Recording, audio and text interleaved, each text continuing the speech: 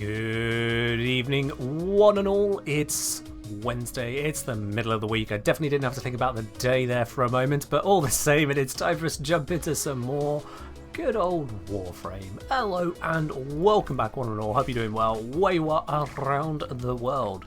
I see people claiming 1 billion tickets already. Sure, you go ahead, right ahead on that. You go right ahead, do your little things there. Grab those tickets for the raffle today. Exclamation mark raffle if you have no idea what we're on about. Also, welcome into the stream if you have no idea what we're on about.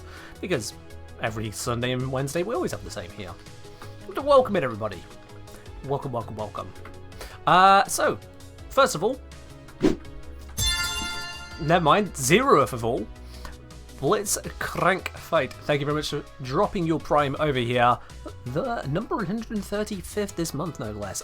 Blitz, thank you very much on adding your subscription to out there. Enjoy your lovely blue sub badge, your emotes, your access to the supporter T-Lounge, the premium channel on my Discord, and of course, no more ads.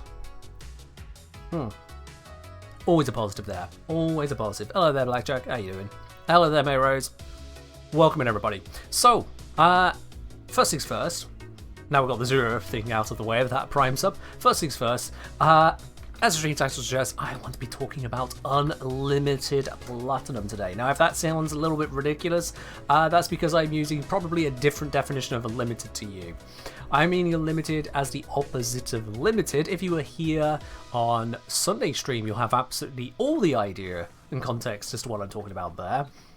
Because on Sunday we were talking about platinum farms where you are strictly limited into how much you can actually do that farm in any given period of time. Say, for example, something that is daily or weekly. However, this time I want to talk about stuff which is unlimited, where there is no limit to how much you can farm it. But you still have to farm it, you still have to go through the work. It's not like we're about to just open up the game console, Bethesda game, and go, yep, give me 10 billion credits, thank you very much, all good stuff. No. None of that. But it's going to be covering how you can get as much platinum as your heart desires, and more importantly, what the ways are that you can do it without breaking your mind, because you don't want to become bored as shit whilst doing it. Limited only by playtime. Exactly, Eliu. Exactly. More like unrestricted. What's the difference in words there? What's the difference in words in this context, Lee Fanny? What's the difference between your word and my word? Limited only by playtime is absolutely correct. Repeatable are things which you can do weekly are repeatable. Excellent work, Tenno. This will help our cause. Yeah. Platinum. Now all I need is unlimited insulin.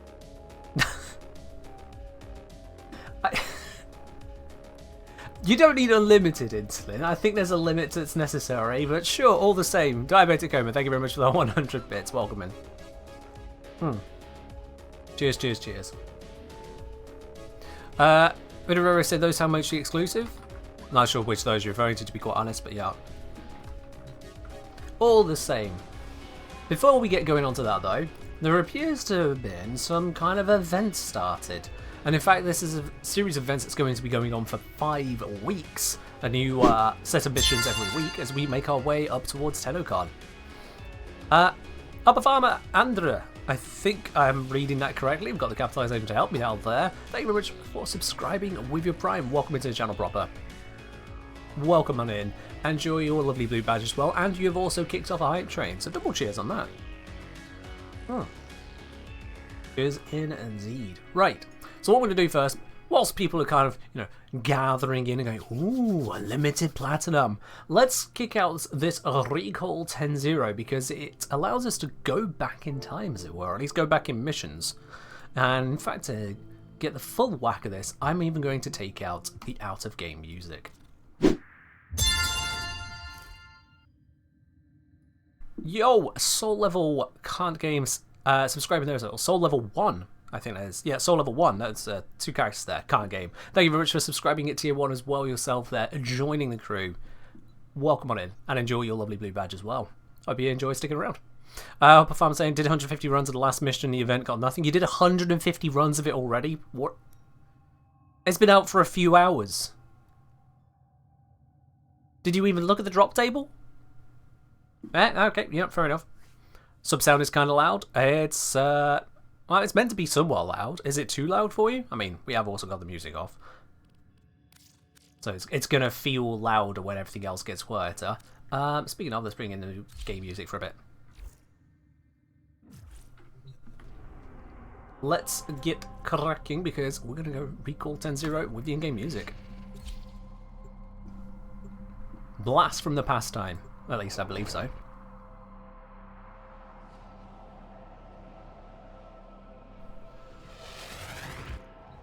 The arms dealer is named Darvo. I'll say, unless I miss something, there isn't an official drop table, not with percentages. Not with percentages, no, but a drop table doesn't have to have percentages to be a drop table.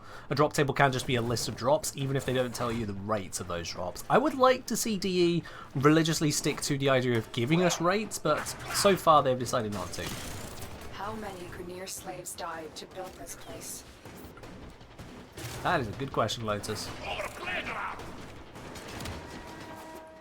That is a good question. So we got ourselves a rescue mission to get started, locating the hostage. Darvo was out for himself, but he is sympathetic toward the Tenno. The Grineer must have found out. Oh. The Ascaris is working, breaking through. The Ascaris, oh wow, coming back to that. That is a blast from the past. Of your mind. I'm pretty sure you don't usually have levels when you are dealing with the Ascaris. Focus on the mission. It's our only hope of figuring out this link with him. This is the prison block. If you can avoid nope, detection not the by one. the warden, it may be easier to get Darvo out.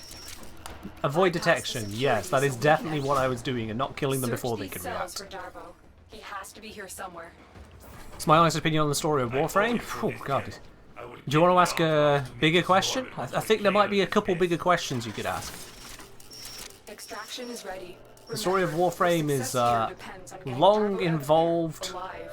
at times interesting, at times incomprehensible, and definitely leaves us with a few questions that perhaps I'm not so fully enthused about. Let's put it that way. To send you fetching greedy fools from the corpus. Ah yes, this tile which you could use to scan the Curie. I forget which side it spawns on, but you know, there's guides for that. Am I invisible? So on my Parazon I have a module which makes it mod which makes it where I go invisible on hacking. That's how. How does the ticket work? So the ticket is for the raffle. Exclamation mark raffle to know about said raffle there, Timro.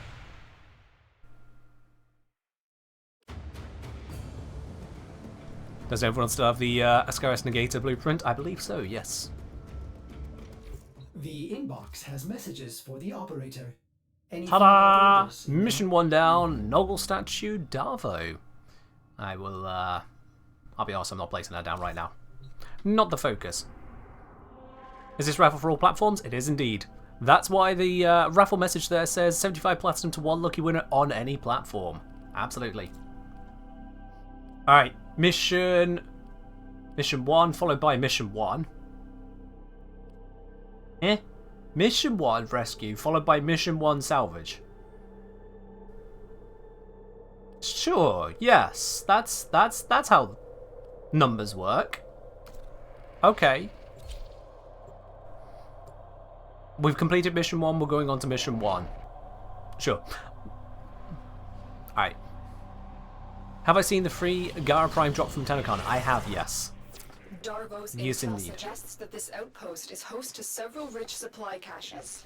Raid the caches and take what you need. This outpost belongs Alright. to the Corpus, a secret. Now, and I extremely realise I powerful brought Lavos merchant here. cult Have I known brought to be Lavos working to with the a Grineer. spy mission? Darvo Nope, will fill it's a you cash in. mission. Oh. Legions of robots. When they say recovering caches, they mean quite literally just go up to the containers. Alright, cool. I forgot how easy this one was. Keep moving. 1 plus There 1 is equals more 1, here. it's simple math really. True, I suppose, yeah, that's how it works. But don't let that bother you. The corpus aren't exactly beacons of moral fortitude either. They sell anything to anyone. Don't get me wrong, I like profit. I didn't mean to crack that, but you know what? Let's get the free hack. There we go. Beautiful. That's unforgivable. Accidentally auto-hack and gain some invisibility. Don't mind me, there isn't an invisible levels here. Please definitely ignore the vials of coal being thrown at your faces. Oh, that doesn't sound good, does it? Time for extraction. We have all we came for.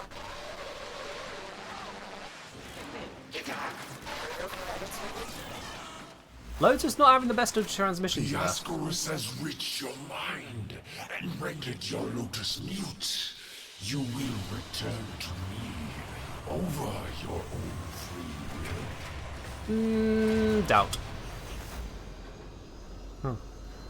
Now, so which mission is farmable? So it'll be the third mission, of which this is the second of the first. So you'll see. You'll see. Feel the done. Thank you very much for subscribing with your Prime. Welcome into the channel, my dude. Welcome in. Enjoy your lovely blue badge, your remotes, your access to the support lounge over on my Discord. That's the premium channel there. And oh, look at that, we got an Hurricane Catalyst. You have to check if Darvo's scannable. Oh goodness, I cannot be bothered to go back and see about that. Alright then, and now for mission 1-3, as opposed to mission 1 and mission 1. We now have mission 1, and this is the mission 1 that can be repeatedly farmed. Despite the one-time reward, after that it then has continuously available rewards. Yes. You spent a month farming Gara Prime? Hey! Don't look at that we're hunting is here. the time that has been spent as a loss. Enjoy the fact that you've got Gara Prime that much sooner, and I'm hoping you had fun along the way playing Warframe, because otherwise why the hell would you be getting Gara Prime in the first place? Technology that grants him powerful abilities. We cannot allow this. Get to his location and eliminate him. Do not be sad that roses have thorns, instead be happy that thorns have roses. That's the way to look at it. The entire system. Like Sahaiska saying, a free Warframe slot, absolutely. Making this too easy. Hello, Vor. Join us. One way. Do you like Clay Prime? It hits pretty hard. You've located the VIP. Time to go to work. As does the foreman. Where'd he go? Alright. He's having a breather. I am now the king of the Grenadier. He left this platform, so it's mine now. Cronus blueprint. Oh my god. Just got a rare cash mission affinity booster. Nice. That is fortunate. What's my foreman build? I can show you that just after the mission here. Track it down. Assassination contract complete. Great. There we go. It's an Amber Star, Cronus Blueprint, and it'll give me the glyph in a moment. Drops Cronus each time you kill him. Fair enough. I'll be honest, it's been that long since I've killed him, I couldn't remember. But good to know.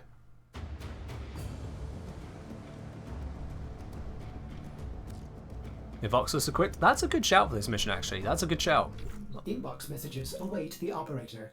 Ta-da! This very curious looking glyph. Very curious. And so we have it. I've watched you as you rose in the ashes of the old war to bring an end to the new. You've made an incalculable contribution to the safety and security of the Origin system these past 10 Earth cycles. In gratitude, I offer this gift. May it serve as a reminder to take pride in all you have achieved. Thank you, Lotus.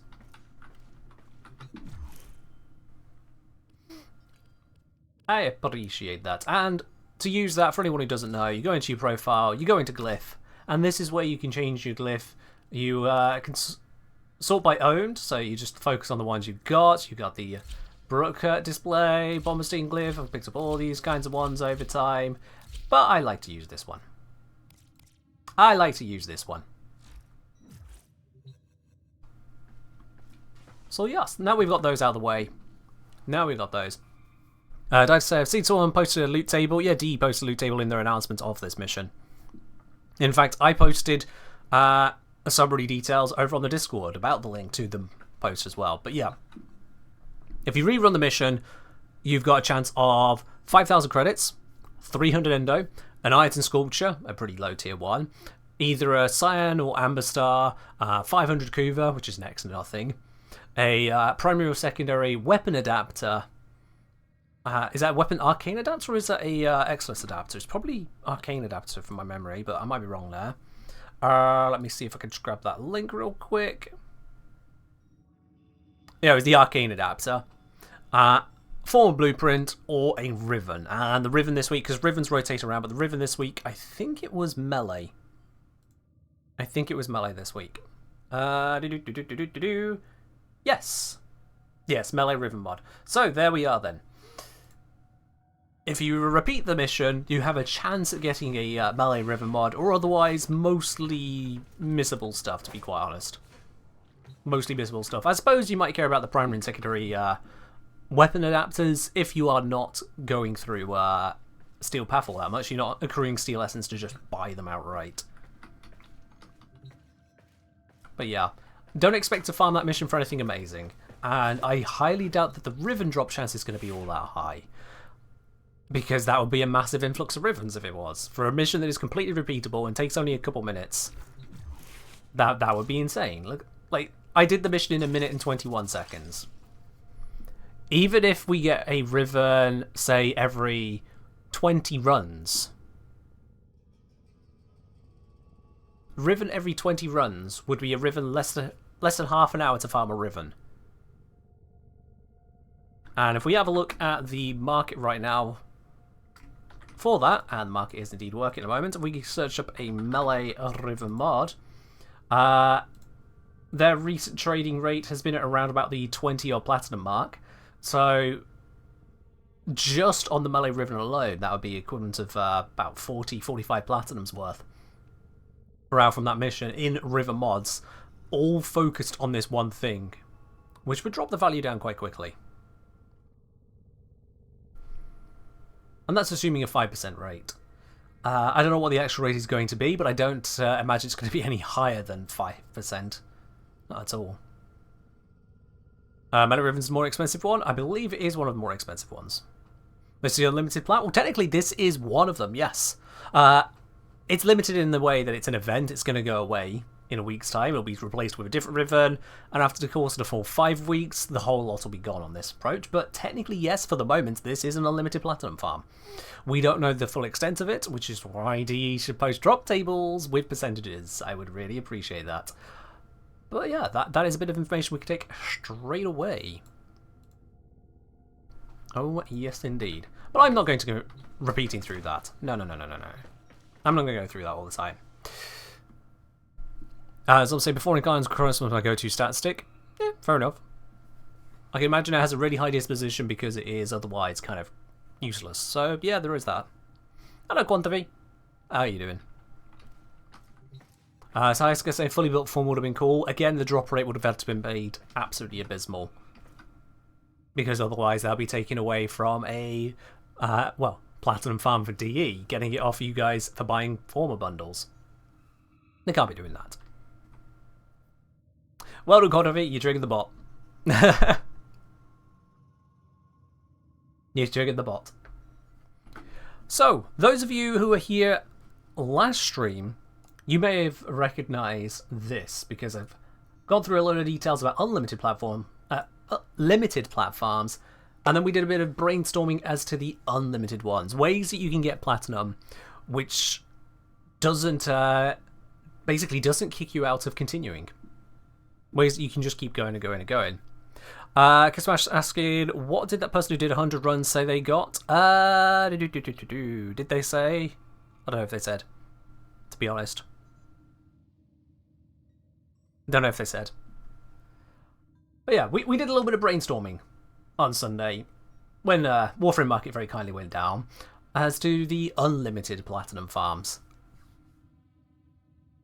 And so with that in mind, what we can do is basically start tearing these apart to see just how much platinum you can get. Just how much you can get. Now, with some of these, I already know straight away that they are going to be, quite frankly, terrible farms. Some of these will just grind you into the dirt compared to others. But some of them could be surprisingly good. Some of them could be surprisingly good. I know, Sad Death. I know. Yeah, it's like, I'm having fun farming that one. So, I wanted to clear through some of these and find out which are the more difficult ones to try and kind of nail down what actually they are in terms of value. I'd like to say, I've done 20 vet runs, already got a secondary arcane adapter, so if you did 100 got nothing, if you got terrible luck, or they're exaggerating. I mean, idle, that's the point. You get something every time, so they didn't get nothing. But we don't have the deets. Chog. Cheers. Oh. Also, just as an aside, for anyone who's not been around for the last few days or the last few weeks for that matter, there are currently drops running on the channel as well. So if you do watch for the entire length of the stream, you will get those drops. It's week 3 of the drops. It's the same drops which are happening on Saturday and Sunday. So if you already got them then, it's the same drops. You're not going to miss out on anything there, as it were. And just make sure you claim them as they pop up. Exclamation mark drops, more info on those. What's the event that's going on, Chog? I think it'll be easier for you to just read the news article rather than have me read the news article to you. That would probably be a little bit easier.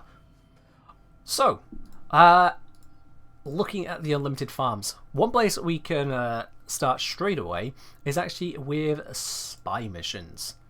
Because spy missions, I believe, are not really the most valuable, but it's certainly something that should gather a little bit of interest. And the reason that we can focus on these first is that they have clear and known drop tables.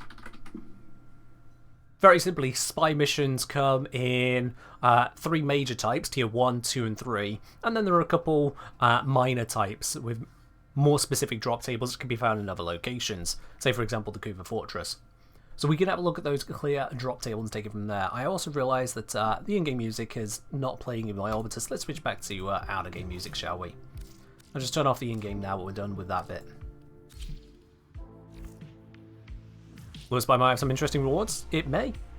It may, and that is exactly what we are investigating. So, with that in mind, let's have a look at that, shall we? Let me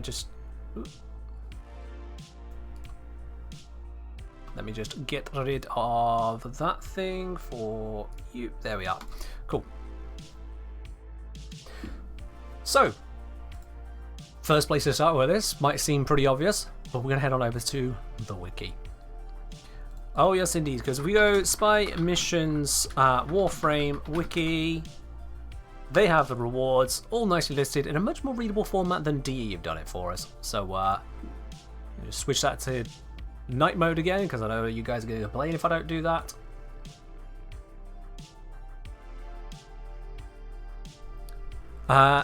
Just do rotation A, lure spy, fail the other vaults. I mean, it depends on how much effort you are willing or unwilling to put in, but we'll see. So, let's start with these spy missions here. So as you can see, there are a variety of drop tables to consider. There are a variety of them. So we got tier 1, tier 2, tier 3, Kuva Fortress, Lure, and then you've got the Railjack ones as well, of which they're all Corpus Railjacks and they come in these varieties here too. Now, whilst you go through these, you would also pick up Avara parts, but the thing is that a lot of people seem to just dodge spy missions. They don't want to deal with them, and so it makes certain things that they provide more valuable. Will this stream be saved onto the YouTube VOD? It does depend. The previous VOD from Sunday, unfortunately, there was an issue with that one, so that one's not gone over. I'm not sure exactly why Twitch has issues at times. I don't know if it's the stream software cut out for a moment and just confused Twitch, but some VODs do fail. And if it is just a glitch out one, it tries breaking itself into pieces, I just unlist it. It just makes a mess. If I could, how would I change the ribbon system? Ductile Will, that is a very, very, very big question because of just how entrenched that system is and just how many things it has its fingers in. So I can't really give you an answer on that one. That's a very involved thing and not something I want to spend the next 30 minutes talking about at least. Instead, let's look at these. So, when I'm going to be evaluating this is just using the PC prices on Warframe Market. Obviously, values are going to be different if you're on Xbox, PlayStation or Switch, although the general rarities, the general how much people care about those items and how much they care to farm them should be similar. It's just prices will be different. You could, theoretically, the ratios should be the same to compare one farm to another. Theoretically. I imagine that might be wrong on Switch, just because of the lower population. I think spy missions feel so hard to approach, especially in later planets of the star chart. If you've got the right gear, it's actually really easy. It's actually really, really easy. All the same, let's start cracking through, because what we can do here is we can first assess the value of the drop table, and then compare that to how long it takes to run the mission. So the parry mod, I'm doing this just out of rigor more than anything else to show to you the absoluteness of it. The parry mod here we can see traded, well, someone sold it. It was sold once, and exactly once, on June 10th, according to Warframe market. So there is otherwise basically no information about the trade of this mod, which means it is valueless. Despite the values you see here, so, like seriously, hey, let me list this really basic mod for 25 platinum.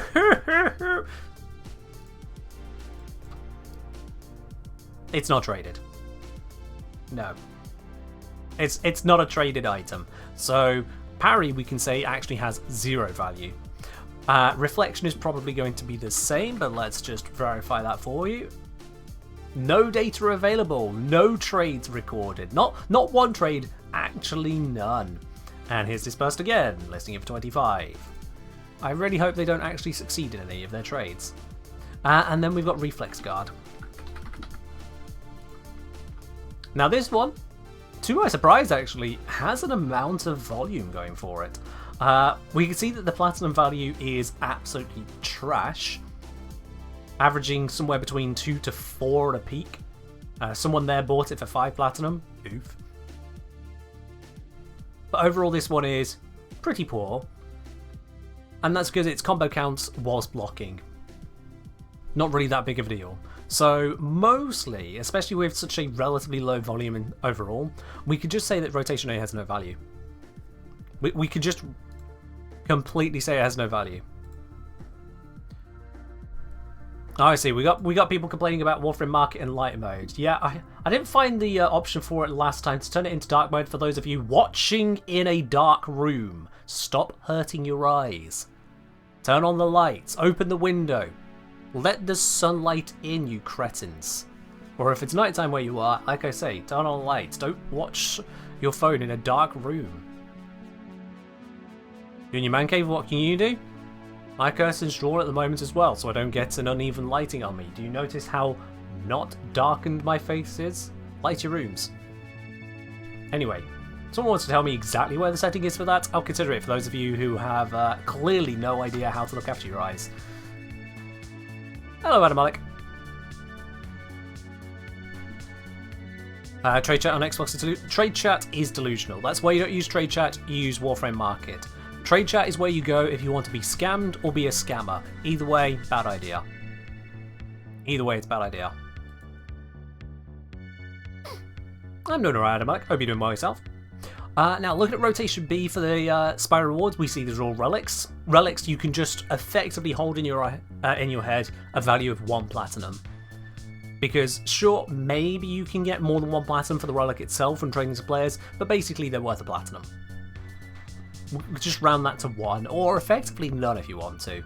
The trade value there is minimal. The main thing is it gives you access to do relic runs, so consider it 1 platinum for a relic.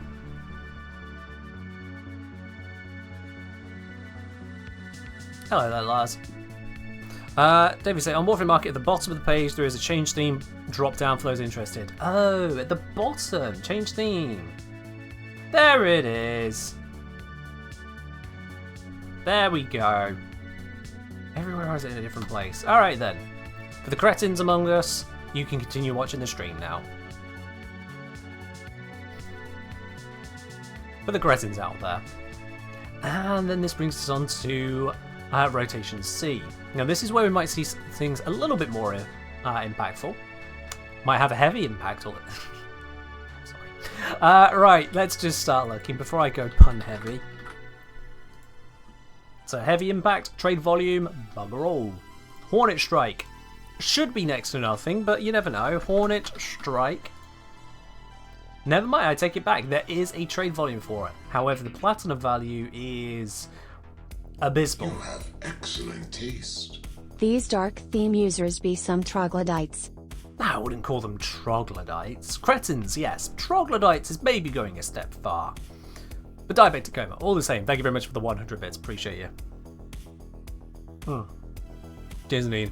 Leonov say, hey Ken, are you planning to make videos on all incarnate adapters? To be quite honest, no. To be quite honest, no. Because I've been going through quite a number of them, and there is a very clear trend. There is a very clear trend with the videos I've been doing on the incarnate adapters, and that is downwards. There's various reasons, not least of which the update's been out for a while. People are getting a little bit overwhelmed with the number of incarnates to actually get hold of and level up and decide which ones are best to use. You Other have creators have excellent covered taste. things. Oh my. First place again. Adam Malik, thank you very much for the tip there. Of all the things, you've got an entire text-to-speech moment. Your moment to put onto the screen what you want to say. You choose to make it clear that you're going for number 1 on the tip leaderboard. Fair do, Adam Malik. At least you are honest about your intentions. Thank you very much for the £5 tip there. I appreciate you, dude. Appreciate you. Number 1 again, yes. Number 1 again, of course. Can't forget the again. Can't forget the again. I mean, you are already number 1 on the bit leaderboard. You're not on the gifted sub. Diabetic Coma has you handily outclassed there, as does Athlia. And with a Fang, I mean, you've got 2 lots of number 1s there. You're solid. You're absolutely solid. Does Warframe market trade volume account for stale listings? Is it possible that certain listings would accumulate high volume because they don't sell at all? Oops. I don't think you understand what trade volume is, based on your question there. Trade volume isn't number of items people have listed. It is number of items people have marked as sold. So when someone goes through, they go into their profile, they mark down, this item has now been sold, ping, it adds to the counter there. That's what it is. Obviously, there are some people who don't do that. There are some people that will delete their trade rather than mark it's done for some reason. But by and large, this gives you an idea as to the health of the market. The greater the volume, the fewer the gaps, the more people are buying. And so the easier it is for you to offload that item as well. Now, the other thing is that when it's a low value item like this, where it's consistently around the 2 to 3 platinum mark, for me, I wouldn't even consider listing that. Doesn't matter how many Hornet Strikes I have, doesn't matter what the trade volume is, I cannot be bothered to make a listing, interact with someone, invite them to a dojo, do the trade, and all wrap up for 2 platinum. I really cannot be bothered. How do you actually go about trading a Warframe market? Well, let me demonstrate then, with an actual Hornet Strike listing.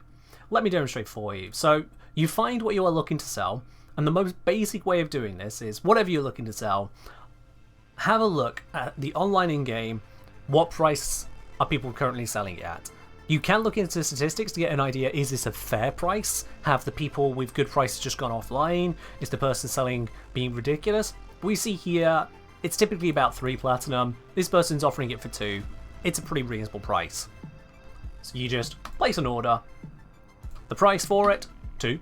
How many of them you're looking to sell? 1. And if it's a mod, you'll need to put the rank as well, because fully ranked mods are more valuable than unranked mods, because of course the ender you've spent on it. And then you'll be able to list it up there as you want to sell. Obviously, to be able to connect to the account, you need to actually have an account on Warframe Market. It has all the process to do that on the website, so just walk through the steps. They're very clear steps. And they have a Discord to help you out with if you do get stuck on that. What I mentioned about the max, if we go to max here, you can see that the price jumps up. So we got 55YW22 selling Hornet Strike fully leveled for 55 platinum. That's not to say that it's a appropriate value or not, I'm just pointing out that it's there. So there are 2 markets, as it were, for mods. Just getting the mod and having the mod fully leveled up. The fully leveled up only really matters for mods with 10 pips on them, because then it becomes very endo expensive. So that's where it matters. That is where it matters. But yeah, for Hornet Strike, we can ignore that one. The value on that one is so ridiculously low that for most people, I would say it's not worth taking the time to try and trade it. It's just not. As much as there is a little bit of volume to get onto here, more than I expected, to be quite honest, 2 platinum is not really going to go all that far, and you're only going to be selling 1 mod to 1 person at a time, unless they're smart enough to pay attention to your other listings. That usually doesn't happen. How much is Ender worth in plat? That is a very good question, Kissmash. And funnily enough, there isn't a proper answer to it. Because it's partly the mod that has the value, partly the Ender that has the value. And people don't really connect the 2 ideally. So there is additional profit to be made in looking around at the different mods to see which ones are worth putting the endo into. There is sense in looking around. I can't give you that answer outright. Hell, if I did have that answer to give outright, it would immediately become wrong. It would immediately become wrong. I recognise that. I see you. Alright then, so Hornet Strike we can kick out of the way, which leads us on to Master Key. Master Key, and we'll see again, yep, next to no volume, don't need to worry about it. Metal Auger. If we have a look at that, very, very low volume, not worth considering. Parry is actually the same mod over here. Reflection, same mod over here, so we can ignore both of those. Serration, probably terrible. I could be proven wrong. It's got, again, quite a bit of volume going on for it here. Not a lot of volume, but more than I expected. But again, the value. We can see, I don't know how well you can see on the stream there. In fact, can I zoom this in? I can. There we are, just a little bit. So we got, it's less than 3 platinum usually, which just means, again, not really worth the while taking the time to try and trade that. If people were buying 3, 6 Serration mods at once, then yeah, it'd be worth considering. Because if you sell 6 Serration mods at 2 plat a piece, you made 12 plat. But no one's buying more than 1 Serration.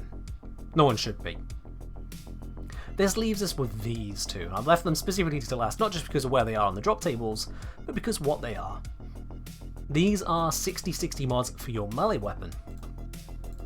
If we go Vicious Frost, all of a sudden we have volume, we have value. And this is where spy missions grab their value from. This is where they come from. What does smiley faces mean? Practically nothing, Takumi. Practically nothing. The smiley faces, reputation, it should mean this is how many people have said, thumbs up, this was a good trader. However, you can also purchase those, so they mean nothing. So don't worry about it. So, Vicious Frost, plus 60% cold, plus 60% status chance, goes onto your melee weapon. And as we can see here, if I put my mouse right on the end, it currently shows that the SMA, which is the simple moving average, just kind of weekly follows the trends of prices, is putting it at 6.7 platinum. 6.7. And if we do the same with Volcanic Edge, we see here again lots of volume, loads of very strong bars, no gaps in it. And the value on this one, oh, it's been coming down. It was around 5, but it's come down to around 4 platinum now. At its peak, this was back in June, it was at about 6 platinum. You can see there is variation. And currently it's around about 4 platinum. You can purchase the reputation? Yeah. You can purchase it through supporting Warframe Market. I think it's their patron or something, so that's why it basically doesn't matter. That's why. Yes, effort, we'll get through missions. I mean, there's a bajillion missions to cover, which is why I'm focusing on them bit by bit, rather than taking random inserts from chat. But yeah, you're right, there is a mission you can do for something else somewhere else. Yeah, Daitai, yeah, most 60/60 mods have good value to them. Now, when I say good value, this isn't a lot of value. This isn't a lot. Like, 4 platinum buys you basically nothing, aside from trading with yet other players. But the point is this is something with plenty of volume, so certainly if you are a newer player, this is something that's actually going to move. You pick this up, and you realise, oh wait, I've got 2 of them now, I don't need this second Volcanic Edge. Then you can trade it to someone who hasn't got it so far and goes, can someone help me out? I really can't be bothered with spy missions. So we have 2 items here, and this is where a little bit of mathematics comes in. This is where a little bit of it comes through. We've got Vicious Frost and Volcanic Edge. They're both at 10% drop rate. One of them is worth around 4 platinum, I said. One of them, I think it was, what, around 6 platinum? And all of the other items here we can basically ignore. Relics, we can roughly evaluate to 1 platinum, or rather 100% drop rate of getting a relic, multiplied by the value of 1 platinum. I should put the multiplier there, just to be clear. And then over here, we said value, basically nothing. Which gives us a total. 10% of 10 is 1. 100% of 1 is 1. 2 plat. The average spy mission on tier 1 is worth 2 platinum. That is 1 plat for one of these 2 bots, averaged out against their drop chance, and 1 plat's worth of relic. And that's why I'm starting with the spy missions as a very good demonstration here as to basically how you can evaluate missions. That's how we can evaluate them. And yeah, tier 1, it's pretty damn bad. But it does also mean that running tier 1 lith missions, if that's all that you can manage, say it takes you 5 minutes to do it, well, 12 runs of that in an hour will be 12 lots of this, it's 24 platinum, you've got yourself 4 weapon slots or a Warframe slot, whatever you really want to go for. It shows that for newer players, you still have an in. Even if all you enjoy doing is spy missions, there is value in it. But I'm not saying it's good value, I'm just pointing out a value. Big difference. So I'm proud to say, if there was such a mod, which frame would have a vicious mockery mod? I don't understand the question, so I'm going to move on. Kind of good for a tier 1 mission? Yeah. Most basic missions have solid all value, but spy missions are surprisingly good because a lot of people dislike them. Lars asking, do you have a degree in math or something alike? No, I have a degree in geology. My degree was, here's rock. Nope, not salty. Must be quartz. That was my degree. It was a little bit more involved than that, but yes, it is a legitimate identifying factor if you wish to lick a rock. Just saying. Not recommended unless you know what you're doing, though. You might lick a poisonous one, and then you're dead. Don't do that. I'm just going to put tier 1 for that. I'm an expert in argon crystals. Argon crystals are sci-fi. Slightly different. So is relics worth selling? Worth is... what's worth? Some people won't even open up Warframe Market if they're not selling something worth at least 50 platinum. Other people will jump at the opportunity to make 3 platinum. Define worth. But if you've got an abundance of relics, you've got an abundance of trade slots, and you don't really care to do anything else with them, offloading 6 relics to some random person for 6 platinum and doing that 10 trades over, you made 60 platinum. You got rid of 60 relics you were never going to open. So kind of yes, kind of no, depends on what you're looking for. It really does. Best Riven stats from the Acolyto, what do you want? Scripples, or Scrippies I should say. I've not gone over the Acolyto myself personally, however I have got a guide to help you understand what makes a good Riven mod. In fact, literally if you search YouTube for The Engineer and what makes good Riven mod, or check out my catalogue, exclamation mark catalogue, I've got you covered. I've got you covered. But not specifically for the Lato. I can teach you how you can answer that question of every single weapon in your arsenal forever. I love how the easy way for people to link catalogue is to misspell catalogue. So glad I figured that you guys would misspell it that way. It's got a U and an E on the end, come on. If there's one thing I could teach you right now, it's how to spell catalogue. What about Ire? Would I suggest cracking them or selling them? It depends. It depends. Do you want to spend the time cracking them and then selling the parts? Or do you just want to sell the relics and get easier platinum? Every step of effort you put in theoretically should increase the value of the thing you are holding. Catalogue is US spelling? Hold on, the US gets rid of the U and the E? I thought the US spelling of things only got rid of U's half the time, like colour.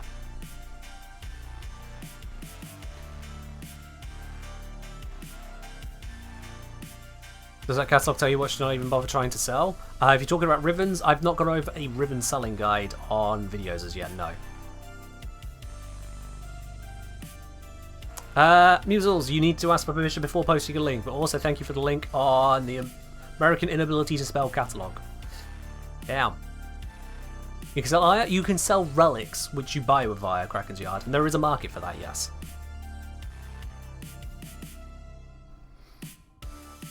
American English is consistently inconsistent. English is consistently inconsistent. We ain't special over here. We ain't special, trust me. Anyway, tier 2, let's focus on to that now. So tier 2, suddenly there is an explosion of mods, which does make this a little bit more difficult to go through. It takes more time, but that's fine. That's why I'm going through it rather than you having to do so. I could try and put this all into a program and do APIs and pull down values from Warframe Market. Unfortunately, there is a slight problem with that in that I am an idiot who knows nothing about programming such things. So instead, I'm doing it the good old-fashioned way. I'm doing it the good old-fashioned way of just look it up and figure it out. Arrow drum, no value. Blunderbuss. Blunderbuss, yep, no trade volume, don't have to care about it. Fast hands. We're going to see the same for a lot of these, which is why I'm just speeding through them. Yep, sod all value. Because you notice a few of them are being traded, but they're really not that common. You don't want to waste your time trying to offload those. If you want to be one of those people, go for it. Apparently there are some people buying, but normally I wouldn't recommend it. Move on with your life. Livewire. Now there is a little bit of volume. A little bit. Average platinum hovering around the 4 to 5 mark. With a random spike here or there. I would say usually ignore that. But if you wanted to list this one, it's got a little bit of value to it. Just don't expect it to actually sell. Then we got Magazine Warp. I am going to skip over Livewire there. I would say insufficient value. Magazine Warp, nothing. Piercing Hit. Nothing. I'm only looking for things which actually have proper trade volume. Pistol Gambit. Nope, still looking for... Why the hell? Well, like... 8... Is that like 18 of these sold on May 17th? What? Whatever. Whatever. Point Strike! Possibly someone trying to game the system. No, there's a lot of stuff sold on that day. Was May 16th the day Delivery came out? Was it like 2 days later when people with new accounts got to Mastery 2? Because the price here barely budged. Someone never got a Livewire? Choc, it came out relatively recently. In terms of the overall age of spy missions, it came out relatively recently. So you may have just not gone back to those missions after it was added to the table. But yeah, this one, the volume again, usually nothing. Pressure point. Yep, no, next to nothing. Trick mag and vitality. These are also going to be nothings, but for rigor, let's put that through. Yep, nothing and vitality. Again, loads traded on that day for some reason. Don't know why. Some people attempting to game the market or just someone wanting to build a collection like, oh my god, I'm going to buy 30 vitalities, I'll make a collection. Then they realise how stupid it is and they stop. I don't know. But in any case, yep, end of all of that lot. So what we can say here is that Rotation A on tier 2, practically without value. People scamming newbies. Define scam. If someone like Choc goes, oh, I've not got Livewire or whatever mod here, I know, I just want that now, and they can get it for 1 platinum. Maybe it's that. Maybe to use it for rerolls. Rerolls is in transmutation. If you've not got enough mods to transmute, buying mods is not the way to do it. Unless, even if you're getting a bank of 6 mods for 1 platinum, I'd still say it's not worth it. Buy 11, upgrade them. Now upgrade them, maybe. Maybe someone bought a whole bunch of base vitalities and somehow didn't have a bunch of base vitalities and then wanted to upgrade them to sell maxed. That could be a thing, yes. That could be a thing, you're right. That said, if someone is in a position where they are looking to sell max rank vitalities, if they don't have them in the first place, where did they get the endo from? That just seems a bit weird. But anyway, yes, I suppose it's theoretically possible someone could be doing that. Yes. Maybe. But mostly what we can say here is rotation A, tier 2, ignore it, no value. Let's do a quick rundown on these ones as well then. Cryo rounds. Everyone's favourite depolarity mod that kind of gets in the way. We're seeing a little bit of volume here. It's still patchy, but there is some volume, but again the values are 2 to 3 plat, so I'm going to ignore it. Deep freeze, probably going to be the same. I am wrong. Deep freeze has some actual volume here. Look at this. There are a couple gaps here and there, but mostly we're seeing around about 5 listed trades a day. And you might think 5 trades a day, that's terrible, but you'd be surprised actually when you factor in the number of people that aren't actually recording things properly. That means there is a healthy market for this mod. That means there is actually a healthy market. So what we can look at then is the approximate value, and going across the way here, it's around about 5 plat. The typical price people are getting for this mod, or trading it for, is 5 platinum. We can see on the, they call it Dungeon Channel? Yeah, they call it Dungeon Channel. We can see on the Dungeon Channel here, there have been highs. Someone somehow sold this mod for 15 platinum. Others selling it as low as 1 platinum, but the typical line is at 5. Market for deep freeze? Yeah. Well, if we want to look into that further, why is there a market for it? This is where understanding what's being traded helps you out a lot. Where does this actually come from? And we see that it is from tier 3 defense, that's pretty late into stuff. Tier 2 defense, not so late, but it's rotation B, so you have to get to wave 15. Infested salvage, that's late into things. Tier 1 interception, but it's rotation B, so you have to do 3 rounds of it. Lure spy, tier 2 spy, and then the circuit, occasionally. Like less than 1%, and that's a brand new mode anyway. So what we're seeing here is that it's actually kind of difficult to come across this mod unless you're trying to come across it. The earliest you can come across it, sure, is on Earth, but there you have to be in Inception for 3 rounds. Not just 1, but 3 rounds of it. And then you've got only about, well, less than 6% chance of actually getting it. What about enemy drops? Now there are enemy drops as well. Good shout. Yep, there are enemy drops. Exploiter Orb, pretty bad. Kuvalabling, pretty bad. Saturn 6 Fugitive, don't know if you can even come across them now. And then some Zealots, which again, I don't think you can really come across these anymore. Is this one anywhere anymore? Do you maybe come across these on that, what do you call it, Mission on Deimos? If you do, you're not going to come across them often. So now you see why it's got the value there. And this is a depolarity mod. For newer players, a depolarity mod matters because there are some weapons which have depolarities. Like, what am I going to use this for? This is one of the only mods which really makes value of a depolarity in terms of damage output. It's also one of the combinations to get hold of viral, one of the combinations to get hold of magnetic. Those are 2 valuable damage types to have, certainly as a newer player when you don't have access to the cold 60/60 mods.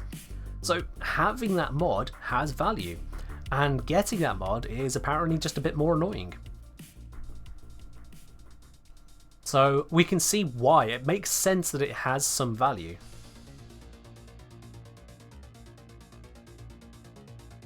You've been playing since 2016, you only have 7 copies.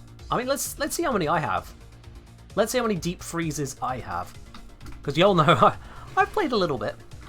I've played a little bit of this game. How many deep freezes do I have? Bear in mind, spy missions are my second favourite. 27. Plus 1 that's ranked up to 28. That's not a lot. Like, when you consider, if I sort this by duplicates, I have 3,710 Revenges. 783 Smite Grenadiers. I have 308 Infected Clips. If we just narrow this down to the pistol mods. So my electrics, heats, impacts, pure damage, all of that I've got loads of. Absolutely loads. Pathogen rounds, quite a bit lower actually, only 34. Deep freezes down to 27. In fact, of the uncommon pistol mods, the only ones I've got a few of are Lethal Momentum, Expel Corrupted, Runit Extension, Embedded Catalyzer, and then we're into ones I've got ranked up. That's it. So that's a very small number. It is actually an uncommon mod, believe it or not. So that's why that one has a little bit of value going for it there. So we can take a note of that one then. This one, average value about 5 platinum for a deep freeze. These, very fortunately, all have exactly the same drop rate. So I'm just going to put it into here right now. 0 for the first tier, 5 on the second one. I'll do multipliers in a moment. Yeah. Corrupted faction damage mods from defection. Yeah. Yes, they are. Right. Fast deflection. This one's not going to be particularly valuable, surely. Nope. Next no trade volume. Move on. Fury. Doubts it, but let's have a look. Terrible trade volume. Hell's Chamber. That one might surprise you. Yeah, that one's got some volume going. We see here, this is 5 volumes. Yeah, it's around about 5 a day typically, but there's some spikes above that. And the value, but the value is trash. The value is holding at only 2. Because the value is so low, I'm actually not going to list that one's value.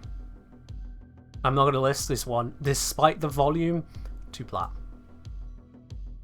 Hornet Strike, we've already been over that one, I think. Did we? Sorry, what? Let's look it up anyway. Yeah, patchy volume, yeah. What about maxed? Maxed doesn't matter in this context, Jock. Maxed doesn't matter because the way to max a mod isn't to get it from a spy mission, it's to farm endo. So that doesn't matter. Primitive Pete asking, with the disposition so poor, why is a glaive ribbon worth so much? Because glaive is one of the most, well, glaive prime is one of the most powerful, if not the most powerful melee weapon in the game. So people pay top dollar to get the extra bit of power out of it. That's why. No return. Value, trash. North Wind. Value, trash. And I think I know why on that one. We go wiki on that one real quickly. We've got all the different acquisitions and whatnot, different places you can get it from. Capture missions. It's a very low chance, but you can get it from a capture mission. But you got all of these enemies here. All of these different enemies can drop it. So yeah, that's why North Wind, no value. Everyone's got it. Point blank. This one, little bit of trade volume, but no value in it, so I'm going to skip it. Reflex coil. Didn't we already check a reflex coil? Can't remember.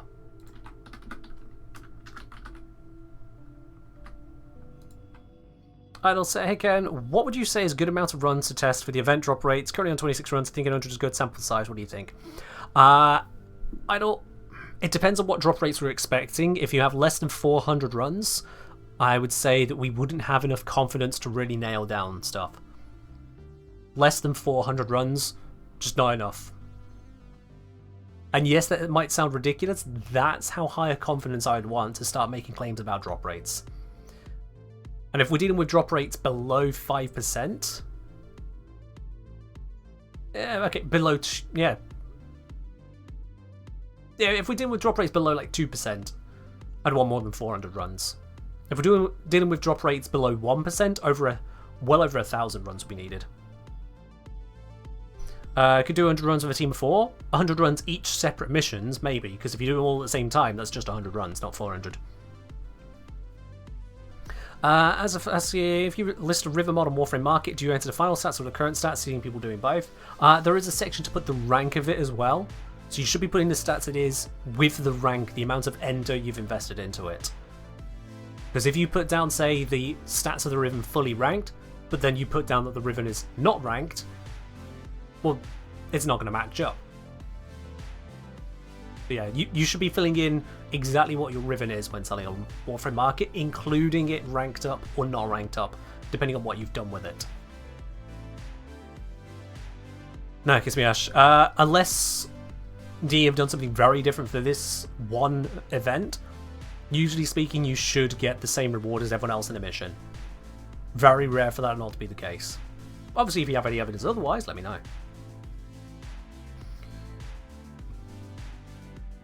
So yeah, this one, no value for Reflex Coil. Rush, probably nothing, but let's have a look.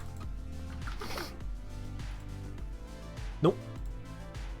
Serration. I think we were allowed to look at that one, but what's memory for? Low value. Shocking touch. This one is probably, again, pretty poor. Yep, pretty poor. Speed trigger. Highly doubt there's any value on this one. I am correct. Stormbringer.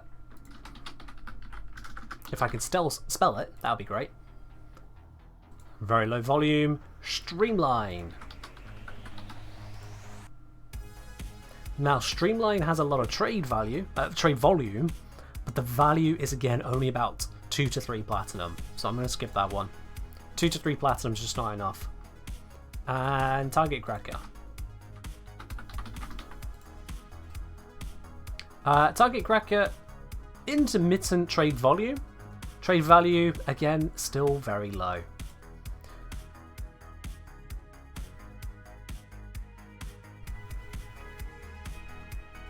Destro, they're talking about the new event that came out just earlier today. The new Recall 10-0. Alright, so from all of those, there was just the one item, Deep Freeze, of any consideration there. So it's a 5 platinum we said for it, multiplied by the 5.56% drop rate. Yeah, that's not going to be adding a lot of value to the tier 2 here. Lastly then, we have Rotation C. Ivara Chassis is technically worthless. As much as you may want an Ivara Chassis, you don't want it to farm for platinum, so we'll say worthless. These relics, I'm just valuing it straight 1 plat each, so we got 1 plat. Multiplied by, we got 1, 2, 3, 4, 5, 6, 7 of them, 77.42%. And then we got these 3 mods: Metal Auger, Brine Round, Scattering Inferno. Metal Auger, I think we had a look at this one just a moment ago, so yep, terrible. Rhyme Rounds. What does Rhyme Rounds go for? Well, it's a pretty highly traded item. Rhyme Rounds, average, as of today, 27.6 platinum, chat. 27.6. That's a fair amount. You might want to check your inventories right now. If you've done spy missions, have a look. See if you've got some Rhyme Rounds lying in your inventory that you've got spare, because if you have, you are sat on more than a Warframe slot just waiting to be claimed, basically. That is not a cheap mod. So we can put that in there, 27.6 platinum. Moving average, but if I look at the median there, it's actually usually closer to 30. Some people are selling them for dirt cheap for some reason. Are they selling to buy orders? They might be, idiots. So yeah, I'm going to put that down actually at 30 platinum. I'm going to put that down at 30 platinum. Bracket 30. And then the final mod here, which was Scattering Inferno. And this one, a little bit less valuable. It's coming in at around about the 12 platinum, but it's still highly traded. And we can multiply the sum of those two by the percentage they drop at, which is 5.64%. I'm going to need a little bit more screen space or this is going to look weird. Oh god, what have I done? So if we sum this all up now, Rotation A gives us nothing. Rotation B, there is a 0.0556 chance of 5 plat. And then we've got the relics, and we've got those two 60/60 mods, which brings us to 3.4. What it adds up to? 3.4 plat per run. There we are. This in Excel? I can't be bothered. I was saying Donjon channels and Rhyme Rounds are also pretty wide for how little it costs on average. I think part of that is people just not being aware as to how valuable it is. They go, oh, I got this from a spy mission. I'll sort it once here. Yeah, have it. Rather than actually looking what's the value. They just go, who's going to buy it? Someone's online for buying it for 5 plat. 5 plat? I just got this out of a spy mission. Sure, have it, idiot. Not realizing they're the idiot. So yeah, that's how it be. That is how it be. People can be surprising. And where they are surprising, you can make the platinum. You have like 40 rhyme rounds? Well, Predator Queen, you are sat on quite a bit of platinum there. In fact, you're probably sat on 1,200 platinum or thereabouts. Just an FYI for you. That is not a cheap mod. Bloody hell, yeah. This is why it helps to look into what you've got. Or why it helps to have someone make a guide on this, I suppose. So let's have a look at tier 3 spy mission, shall we? Considering we've just discovered a pretty shiny mod, but also not a high average per run, which is another reason people don't do the spy missions, because the low chances. Let's see what we find at tier 3. Imagine selling 40 rhyme rounds and the market crashed. Well, you say that. If we go back to rhyme round statistics, the trade volume here is hovering at around about 40 per day. And that's not every rhyme round traded, because some people don't use the market properly. So with 40 rhyme rounds, at most, you would account for a day's trade. At most. It'll actually take you a few days to trade it all because you won't be online 24/7, other people undercut you from time to time, that kind of thing. So you don't get a perfect picture with this, but it gives you an idea of scale, and that scale is you will not destroy the market with 40 rhyme rounds. You can't. Absolutely not. So yeah, Predator Queen, my honest recommendation to you would be to list them all at 30 platinum, 29 if you want to be cheeky about it. I'd say just stick it at 30, you'll get the trade volume. And there you are, you're making money. Pure and simple. Predator Queen said, use the actual Warframe Discord to trade normal things. I mean, you could do that. I like the Warframe market because it's laid out in a buyer-centric way. Buyers don't have to scroll through the equivalent of the classified ads in the back of a newspaper, seeing if there might be something they're looking for. Instead, it is a catalogue. They flick through to, you have rhyme rounds, that's the one I wanted, who's selling it? And because it is buyer focused, that increases the rate at which buyers are coming here. Buyers are lazy.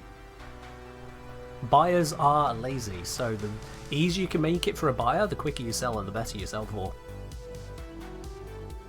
That's my approach to it anyway. So yeah, I'd recommend trying to sell through here. Plus you list it once and then it's listed, you don't have to keep on constantly reposting to get ahead of everyone else like a trade chat. That helps. So, on to tier 3. Rotation A, I expect this is going to be abysmal, but let's have a look anyway. Power throw. Excuse me, I got a little bit of hiccups or burps there. Wow, that is terrible. There are spikes here and there where a whole bunch of people at once suddenly learn that power throw is a thing, but mostly it's yeah, nah. Stabilizer. If this is any value, I'll be surprised. I'm surprised. Okay, it's bad value, but the fact that there are people buying it is a shock to me. Fair enough then, there are people buying recoil mods for rifles, go figure. Steady hands. Yeah. Now all three of these mods are low value. As much as there seems to be a bit of a market for a couple of them, they're overall low value, so we can ignore that. That's saying, I wish DE implemented something like a trade billboard. We've got Warframe Market, and Warframe Market honestly does the job just fine. If trading became much easier than Warframe Market, the prices would collapse. And that just kicks out everyone. If prices collapse, free-to-play players then struggle to get hold of basically everything. Prices all collapse across the board.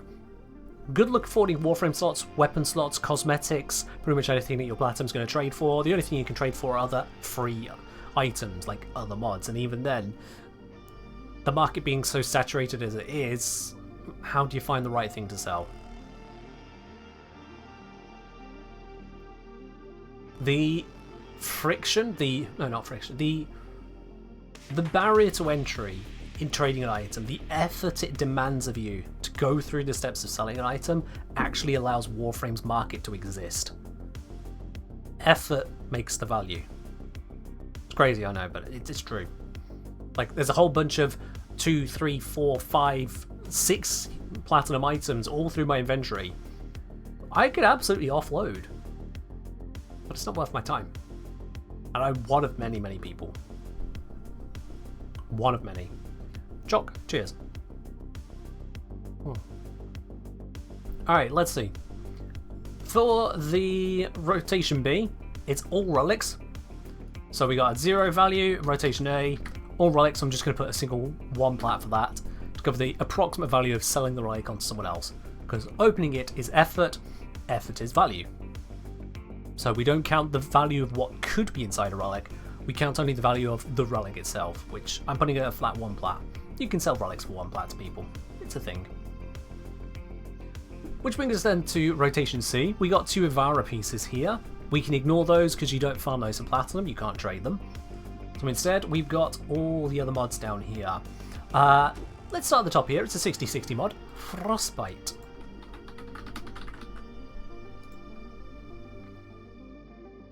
I haven't checked, but have D or someone put out the chances of Zaraman bounties? How do you mean the chances, Dr. Will? How do you mean the chances?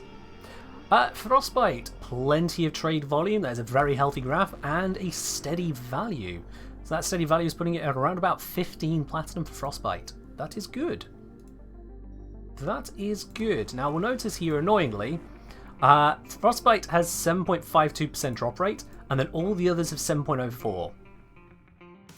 I don't know why they've done that, but it means that I'm going to put this in separately. I'm going to have to put that in separately and then add up the others as well. Samael, cheers. The drop chances. So you're asking for the drop chances of the items you get from the Zaraman bounties? Yes.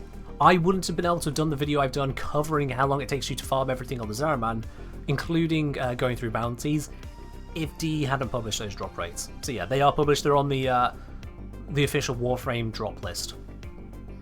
There are some things I would like to cover that are not on there, and I keep pressuring D, like, come on, tell us, and they keep on not doing it, and I'm just... Oh. But hey, it's fine.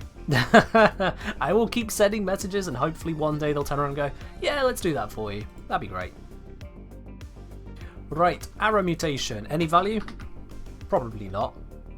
Again, I am surprised. There is actually a significant amount of volume on that. A couple gaps here or there, but nothing Excellent too work, shabby. Tenno. This will help our cause. Hey chat, don't mind that weird guy on your screen. But do remember to go grab your drops if you haven't already. That bit to go, but thank you very much for the 100 bits, and the reminder to everyone to at least claim your drops as you're watching. If you're not claiming them, you don't make progress towards the next drop. Same drops as on Saturday and Sunday, so if you've already claimed those from the weekend, you're good to go. You're all fine there. Thank you, Diabetic Home, appreciate it. And cheers, Product Queen, as well, for the hydrate. Right. So this has a lot of volume. Unfortunately, the plat value, pretty sucky. It's sticking around 3 plat. I can't be bothered to trade 3 plat. If you can be bothered to trade 3 plat, more power to you, but honestly, I don't consider that one worth measuring them trading. So we'll skip along to Auto Breach. Auto Breach, bit of volume. Not crazy volume, but bit of volume. And the plat value, it's fluctuating, but currently it's tracking downwards slightly. It's at around about 8 platinum moving average at the moment. It's trending down, so that 8 could come down, but right now you could sell for 8. So I'm going to mark that down as an 8 for Auto Breach. There we are. Next we have Covert Lethality. Trade volume, decent. Jumped up here. I wonder why Covert Lethality jumped up in value there. Must just be one of those things, I guess. In terms of the value it's trading at, it's holding at around about 5 platinum. I'm going to put that as the minimum we'll accept, because we've already counted a 5 plat earlier, so yeah, we'll put the 5 plat on. We'll put the 5 on there. What are we doing right now? We are having a look as to basically where you can farm platinum, and I'm going through the process as how we evaluate it all. Karadika say anything under 10 plat is not worth it, mate. That's valid. I'm going to mark as 5 but then we'll have the information, so that can also be cut out to point to 10s and above only as well. For spy missions, if you only look at stuff 10 plat and above, tier 1s just lose all their value. Tier 2s, you're losing 1 plat of the value, or nearly 1 plat because we're counting it in relics. So yeah, there's a variation to consider there. Right, a frigid blast, cold on a shotgun. Sure enough, decent volume. Sure enough, a decent price, 10 plat. Let's mark that down. Hell's Chamber, we've seen recent on another one, no value in it. Power Throw, we've seen here, no value in it. Shotgun Ammo Mutation, if that has value, I'll be surprised. Bit of trade volume, not a lot of value.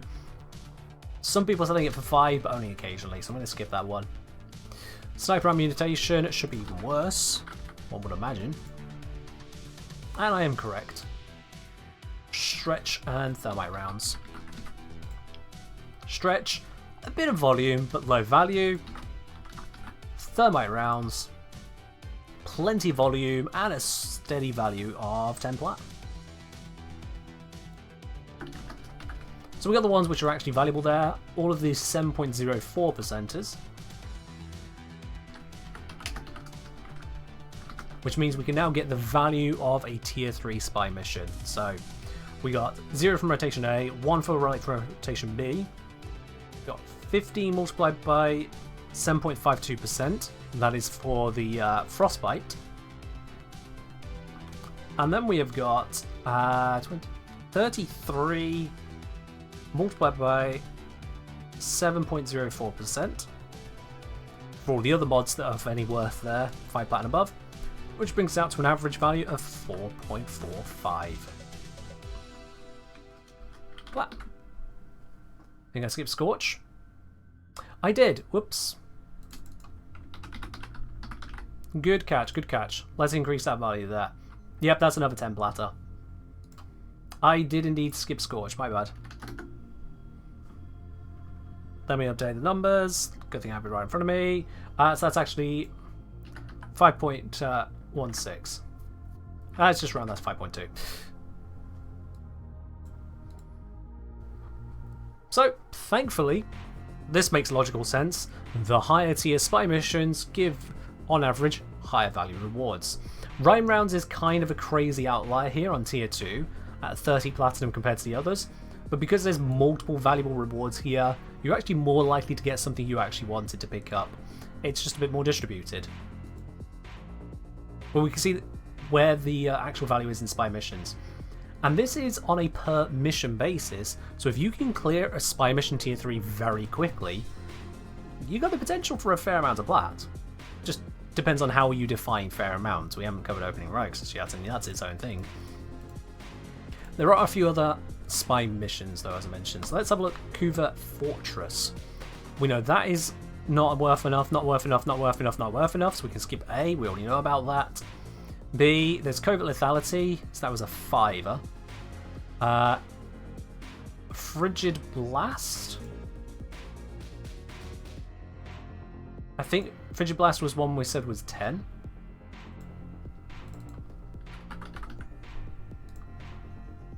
Yeah, 10.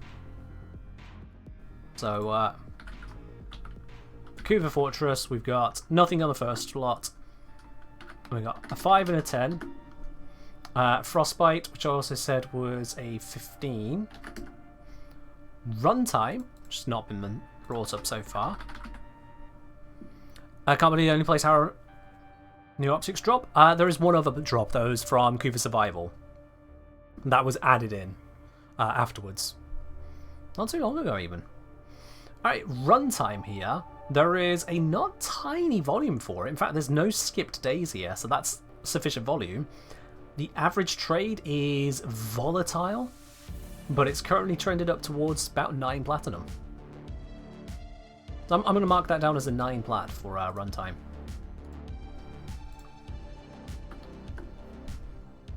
Scorch, we already know it's a 10. Shotgun ammo is nothing, nothing. Thermite rounds, already said was a 10. And then we got Untraceable. Untraceable, again, decent volume, no actual gaps in the days, and holding steady at about 10 platinum. This all multiplied by the drop rate of 10%. And then on the tier 3, sorry, rotation C, it's just relics. So we'll just pop 1-1 for the relics. So this brings us out to 5 plus 10 plus 15 plus 9 plus 30. 7.9 plat. Dominic would say probably weird thing to get excited about, but I'm glad they used volatile in proper context. People use it in non-proper. Okay, fair enough. Fair enough.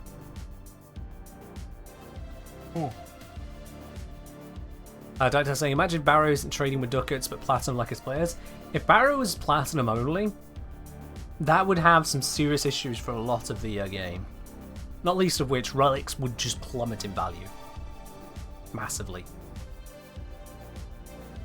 But yeah, so we see the Cooper Fortress, 7.9 platinum average return, and on top of that, that's one of the platinum from that is just evaluating the relics here. So you only need to get to rotation B. You could outright fail the C vault, or rather you could outright fail one of the 3 vaults and still get the vast majority of the value out. That's worth being aware of with Cooper Fortress. Let's do the same with Lure. Let's do the same with Lure. So we got Blood Rush to start. Blood Rush starts us at yep, look at that. Very solid trade volume. You should probably have guessed that. And it's another 10 plat. People love these round numbers, don't they? It's 10 plat for Blood Rush. Fast Hands, just no. I can't remember if we checked that one so far, but no, surely not. Yeah, no. No value. Hydraulic Crosshairs. It's patchy. It's patchy. Trade value at 5 plat, but patchy. I'm going to discount it just to err on the side of not overselling it. How about Requiem mods? They're from a different location entirely, Panepla. So I'm focusing on one bit at a time, otherwise I'll be bouncing around everywhere. Piercing Hit, no value. Pistol Gambit, no value. Point Strike, no value. Shrapnel Shot, I don't think we've seen so far. Not as patchy. Wow, look at the values on that. Up here it's worth moving average of 8 plat, but it reached a median of 10. Come down to here, and now it's down to moving average of about 6, and then it's up, and then it's all over the place. Currently sat at 6. That is a crazy graph right there. But sure, you know, let's mark this one down as a 6 plat. That one's actually going somewhere. Kraken's Yard, cheers. Just get normal power in the circuit, save yourself the pain. True. Now that's the thing, yes, that's what I'd recommend as well. Save yourself the pain on that farm. Right, all of those lot are 12.18%, or 12.18 I should say. And then we got these 2 very rare items, Astral Twilight and Gnashing Pyara. Do they actually have any value though? Astral Twilight, frequently traded, valued at around about 6 to 7 platinum. It's dipped down there, but I'd say it's probably going to hold. So I'm going to put that down as 7 plat.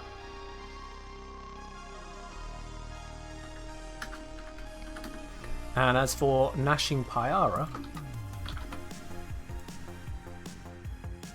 that one's patchy. So I'm not going to assign that one any value.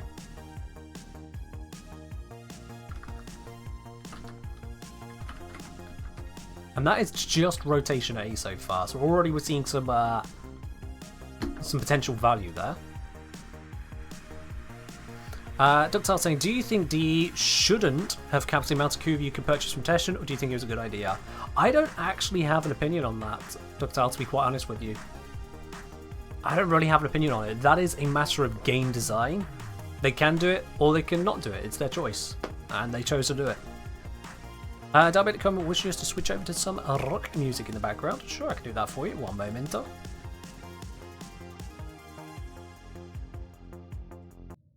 There we are. Just some instrumental rock in the back. When it gets going. There it is. Right, let's have a look at these. Catalyzer link. Catalyzer link. Volume, nothing. On ability cast, status chance when aiming on rifles. I can see why that is a big old bucket of nothing. That is poor. That is actually poor. Cryo rounds we've already covered is not particularly valuable. Deep freeze we've covered is of some value. In fact, was which of these was it? I think it was that $5.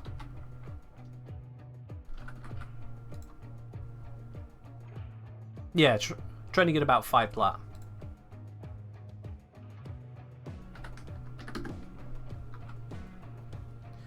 Focused defense plus 20 parry angle. Yes, because that's what I want to mod for. Says very few people. Hell's Chamber, no value, no value, no value, no value, no value, no value, no value, no value. Target Cracker is new to this check, so let's check it. Patchy, low value, so let's not do that. Crushing Ruin and High Noon. Crushing Ruin has trade volume. Okay, now that's at a different percentage, so let me just multiply that out first.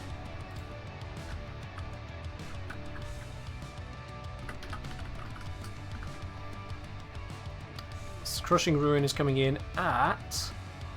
the moving average is putting it at about 8 to 9 platinum. Look at how that's gone. I'm going to rate it as a 9. And then we got High Noon.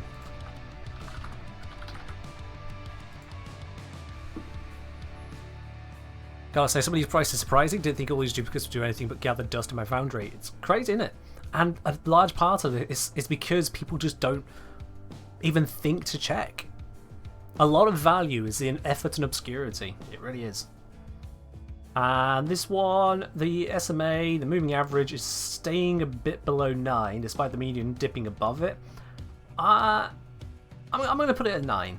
Kind of split the difference here, because the median keeps on going for 10, SMA staying at like 8.6, maybe up to 9. So I'm going to put this as 9, and there's plenty of volume for High Noon. So we got 9 plus 9, and we multiply that by the drop rate of 1.29%. These equations get a little bit long, this is why people should use spreadsheets for this, but I don't want to use a spreadsheet right now. Which brings us on to rotation C. Ivara Chassis, no value technically, so we just got things like calling Viper. Yep, no trade volume. Failsafe, I doubt that's going to have value, but let's have a look. Yep, nope, no volume. Rhyme rounds, that we already know does have value. Look at that beaut right there. That one trading in at 30 platinum. There we go. Don't say that. Scattering Inferno, we know that's got value. Let me just remind myself how much. That one's trading at 12. And Cleaving Whirlwind, the final bit to finish off this bit here. It's got a trade volume, not a lot, but it's got a trade volume, but the value is terrible, so I'm going to skip it. I'm going to skip that one. Alright, and the percentage on that, these two, 7.37. And you know what, I'm going to be really lazy and just copy all of that. And I'm just going to pop it into a calculator here, 5.74. That works.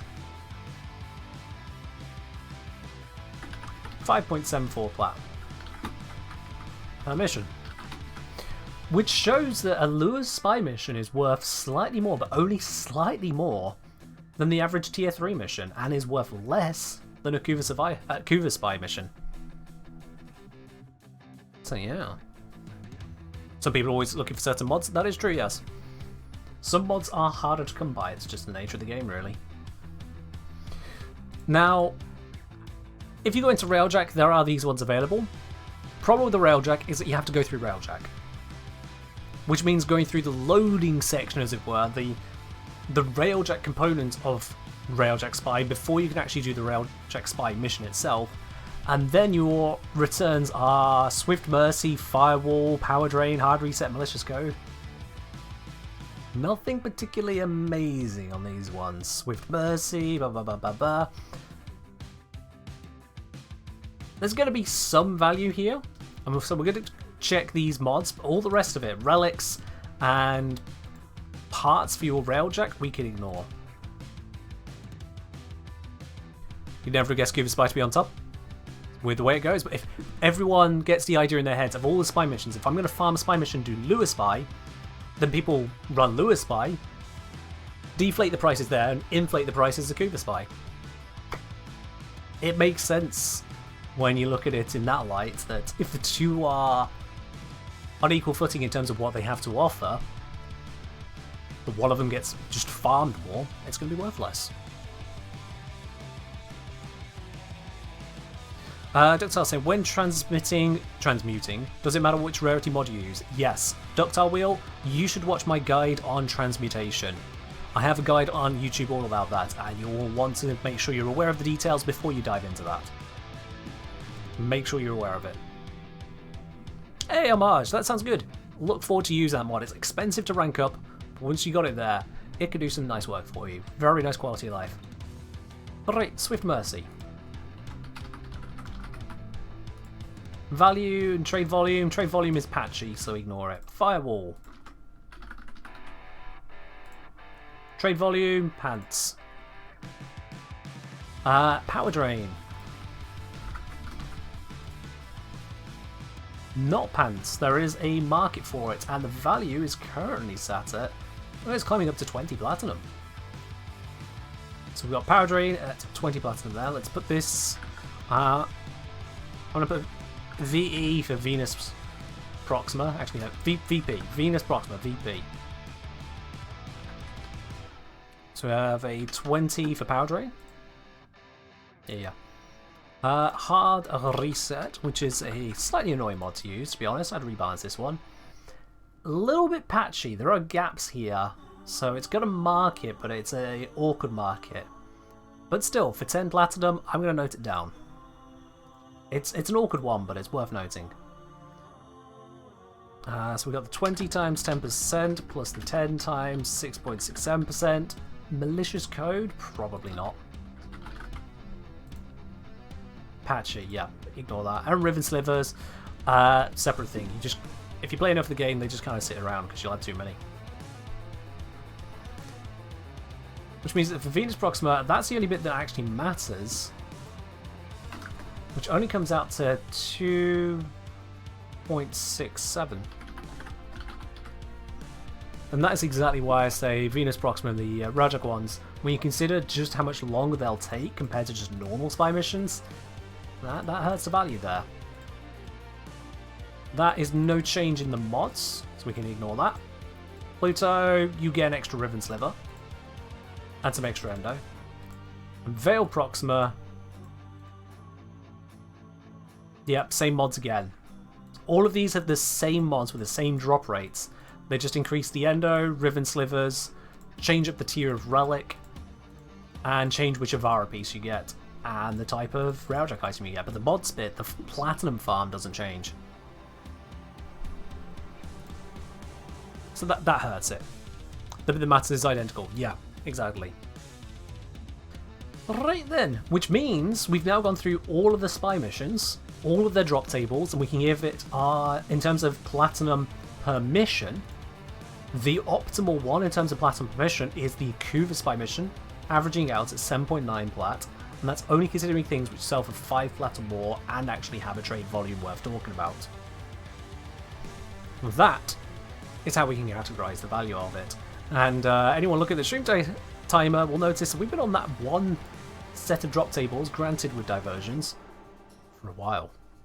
It takes a bit to put this together. That's why there's money in it. Oh. That's why there's platinum in finding the best things you can do. So if you really enjoy spy missions, now you can see which ones are the great ones to do. And if you can, say if you get yourself with a couple teammates, you get very, very good at doing Kuva Spy, So that one of you goes to A, one goes to B, one goes to C, you go as fast as possible, super speed run it. I've seen on Reddit some insane speed runs before now for Cougar Spy, but let's say you do it in 2 minutes. Including loading times, you do it in 2 minutes as a group, which means that as a group you could do this 30 times an hour. That would come out to just shy of 240 platinum per hour. Might sound a bit ridiculous. It feels a bit ridiculous, but the numbers are right there in front of me. The numbers are right there. Trio of people? What's that word? A trio of people hard speed running that mission could absolutely make a fair chunk of platinum right there. But it would require you to absolutely hard speed run it and be very good at doing so. If you can pull off an average of 2-minute runs on Cougar Spy in a trio, I would be surprised. Like at that point, you've earned your platinum. Also, don't forget, that is 240 plat per hour per person. So for the 3 of you as a squad, you would be earning 720 plat per hour. A little bit under that. About 700 plat per hour. Requires an old-gen console? Yeah. Turns out the Warframe is pay to win. It's just you don't pay for the game, you pay for the console. Or a nice, lovely PC setup. So yeah, spy missions. I think that's a good starting point in terms of an indication of what you can get in there. It does always come down to how long it takes you to do the mission. But now we can take that same process of considering the values over to other items, like the Orokin Vaults. Orokin Vaults are much easier. In fact, you might even argue I probably should have started on these ones. So we got Orokin Vault. Is that how I'm going to find it? Orokin Vault. Corrupted mods.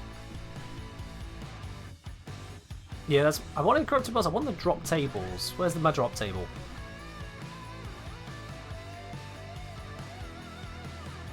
Where's my drop tables? Don't do this to me. Dragon key. They're all equal? Yeah, I not just want the percentage, I want the list of them to make it easier to reference them all in a single spot. But it's fine, I will do it this way. It's just going to hurt the eyes of the cretins among us.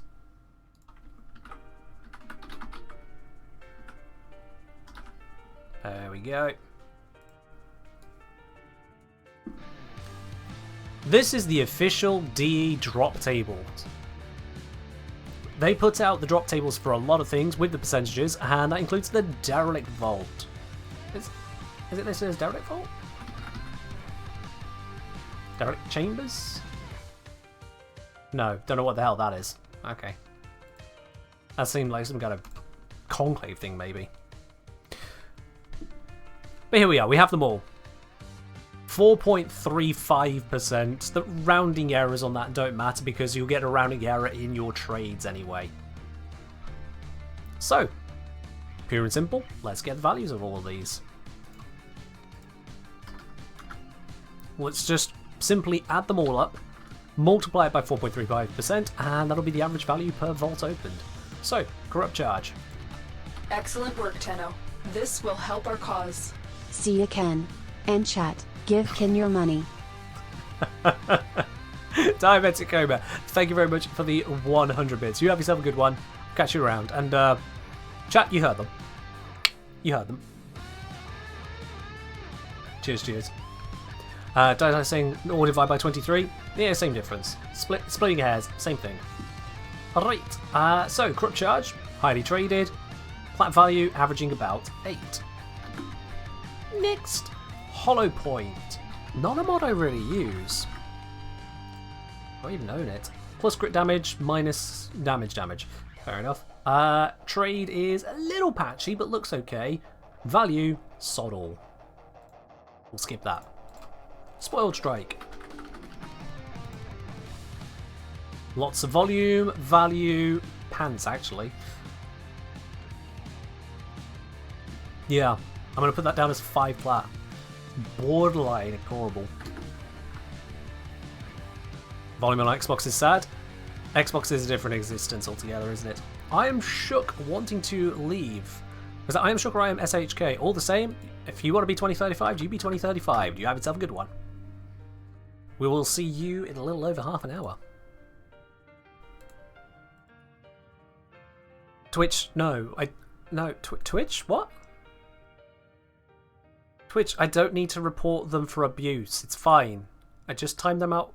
How many times have I timed you out that Twitch wants me to check if I need to... This is only your second timeout, ever. Is it? No, third timeout ever. Third timeout ever, and Twitch is like, are they a bad person? Cat engineer, do you want to report them? Because I might be shook too. Twitch, calm down. We're just having fun. Anyway, Small Strike on there. Magnum Force. Moderation tools. Sometimes they get a bit jumpy. Magnum Force, low value, not going to consider it. Tainted Clip. 3 strikes and you're out. See, I don't operate a system of moderation based on baseball. My moderation is based on logic, not, hey, what's this game everyone plays because we can only have one rule set. People only understand that much. Just saying.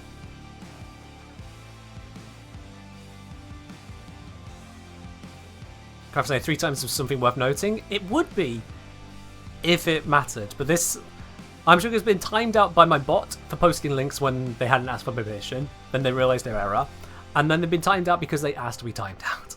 It's fine. Living Anthrax, we are but not the same from last time. This time we'll look at the unlimited farms. Including this unlimited value of no for Tainted Clip. We'll skip that. Vile Precision. As these mods you can absolutely sell, don't get me wrong, it's just the values on some of these are so terrible that I would never consider trying to. Narrow-minded. That one should be better. There we go. Plenty of volume, plenty of value. The median is dropped down to 10, but the SMA, we can see it's been pulled by these spikes. We'll just focus on the median. It's dropped down since there, but I'm happy to write that down as a 10.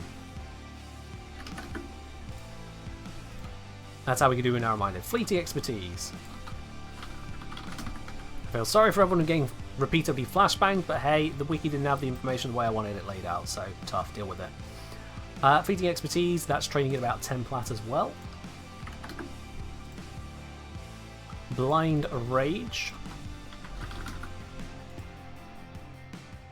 That one, about 10 plat again. I'm seeing a recurring theme here.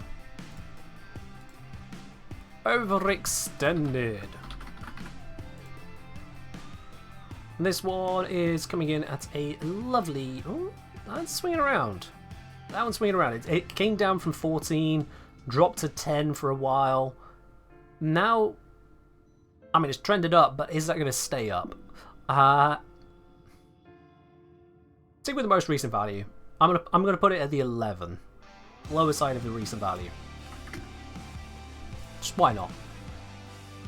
That was overextended. Next is Tainted Shell. Archivolts are a bit nasty for plat, although you'll need to farm relics for the traces to make the keys. Yeah, there is a traces aspect. All farms have some kind of barrier to entry. This is valueless. Vicious Spread. Vicious Spread. Too low value for me to consider. Burdened Magazine. I don't even know what that one does. What is this one? Plus magazine capacity minus reload speed on a shotgun. Yeah, there's a reason it's got a patchy value. Anemic Agility. This one's got plenty of trade volume. Value is only 5. 5 is our cut-off limit for this record. So that can go into there. Not too far. Vile Acceleration.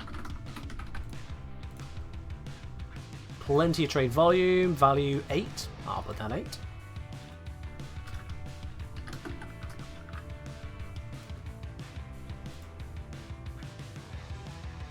Frail Momentum. Plenty of trade volume. Well, I say, there's a trade volume, but the value, trash.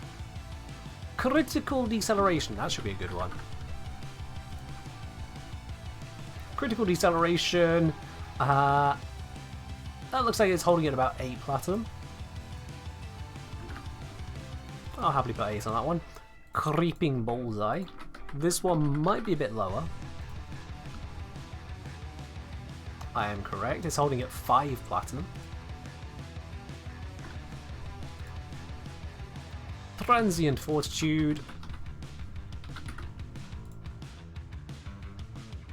That one, it's flicking around, up and down, but we're getting about 12.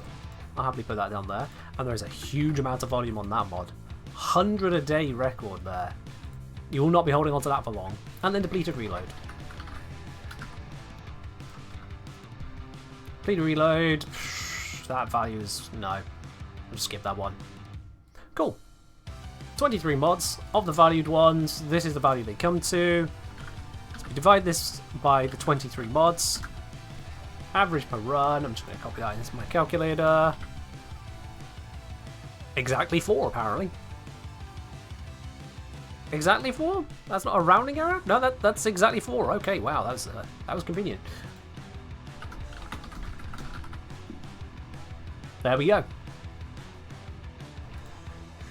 Going through all of the corrupted mods, opening up an Orokin Vault is an average of 4 platinum per run at PC prices at the current time of looking.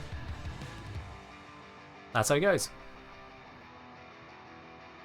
Gabe's saying you can change the background color from the drop rates page using expect elements or some dark mode extension. I could, but still, people just need to stop watching streams and whatnot in the dark. Don't break your eyes.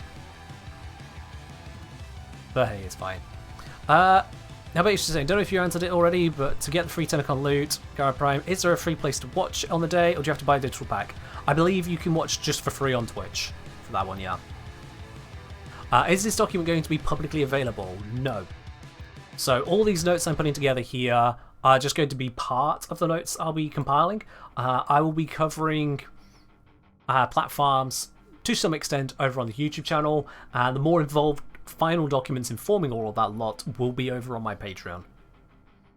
And I won't be sharing this particular thing publicly, aside from what you're seeing on the stream here. Is this taking into account the trash mods? No, because this is not 23 mods. We got 1, 2, 3, 4, 5, 6, 7, 8, 9, 10, 11. So 11 mods of value 5 plat or higher, and with at least worthwhile trade volume. Which is a nebulous term, but deal with it. So just over half the mods I'm saying are not worth putting time and effort into trying to sell. And that comes out to 4 plat per run. If you took on the ones which are terrible, maybe you'd technically be about 6 plat per run. But you'd also be spending more time on trying to actually deal with listing those items and waiting forever for someone to buy them. Not quite worth the effort. And I know there are plenty of people who won't even trade these 5s and 8s. Plenty of people who stick to double digits and above. Actually, I'm one of those, personally. But that's because I have, like, 6,000 platinum. I'm fine. When you have 6,000 platinum, trading for 5 just feels a little bit of a waste of time. Ice Cream Shade saying, just want to say I've watched a lot of your YouTube videos. They've been 100 out of 10 informative for me as a monthly old Tenno. We'll be muting the stream to work to get drops. Really appreciate your work on YouTube, good sir. Well, thank you very much on that. I appreciate that. Enjoy the background visuals as you get on with your work. Absolutely. Right, so yeah, Orokin Vaults, nice easy answer, 4 plat per run, which means that, considering you can do Kuva Spy endlessly, might be more worthwhile, but Orokin Vaults you can also steamroll through, it's just you then need to go get some more Void Tracers when you burn up all your keys.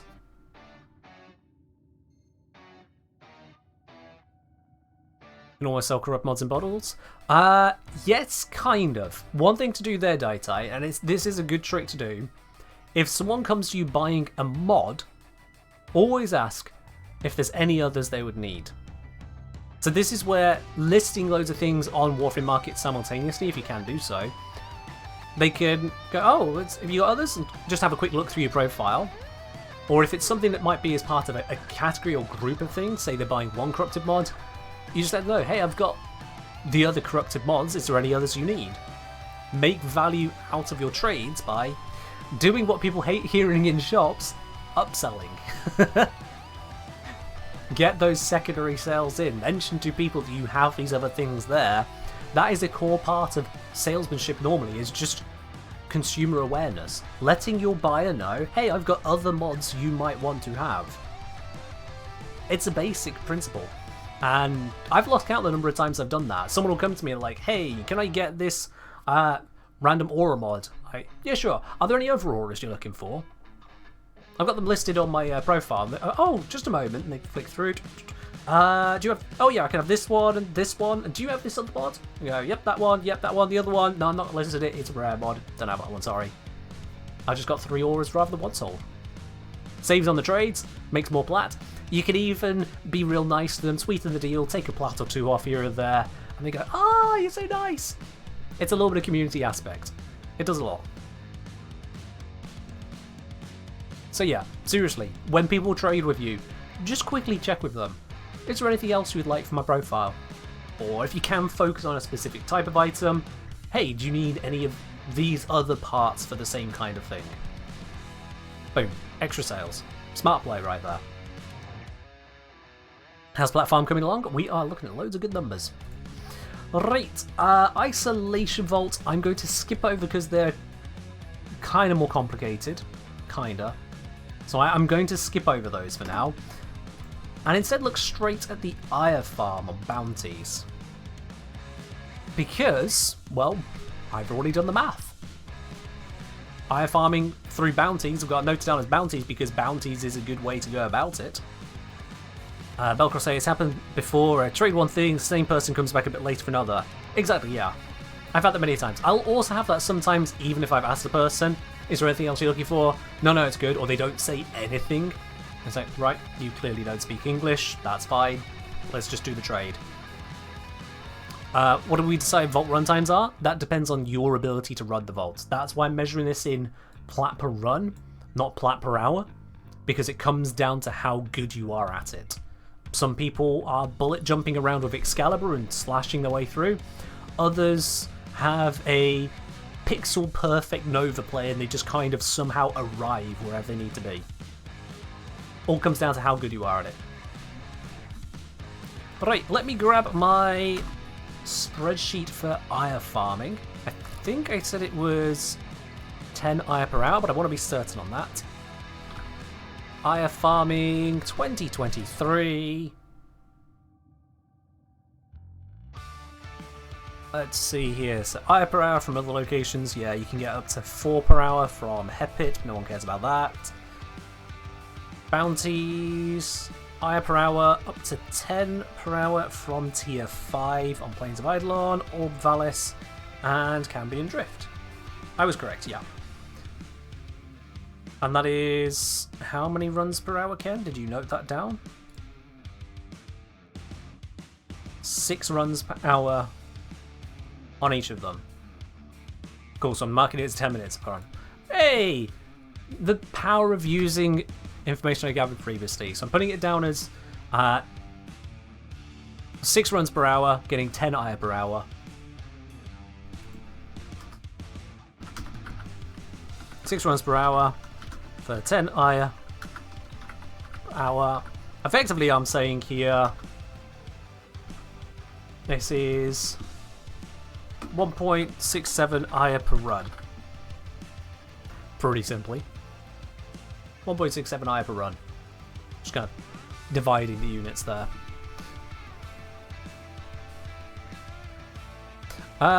Makers, how do I read that username? I'm just going to go with Mike. Mike say, one Warframe YouTube creator actually used this math as Warframe is made nearly 60% calculation. Mike, you broke at me, sorry. I'm not sure exactly what you're saying there, so I'm going to leave you with that. Don't use ChatGPT to write your messages. Just saying. Right, 6%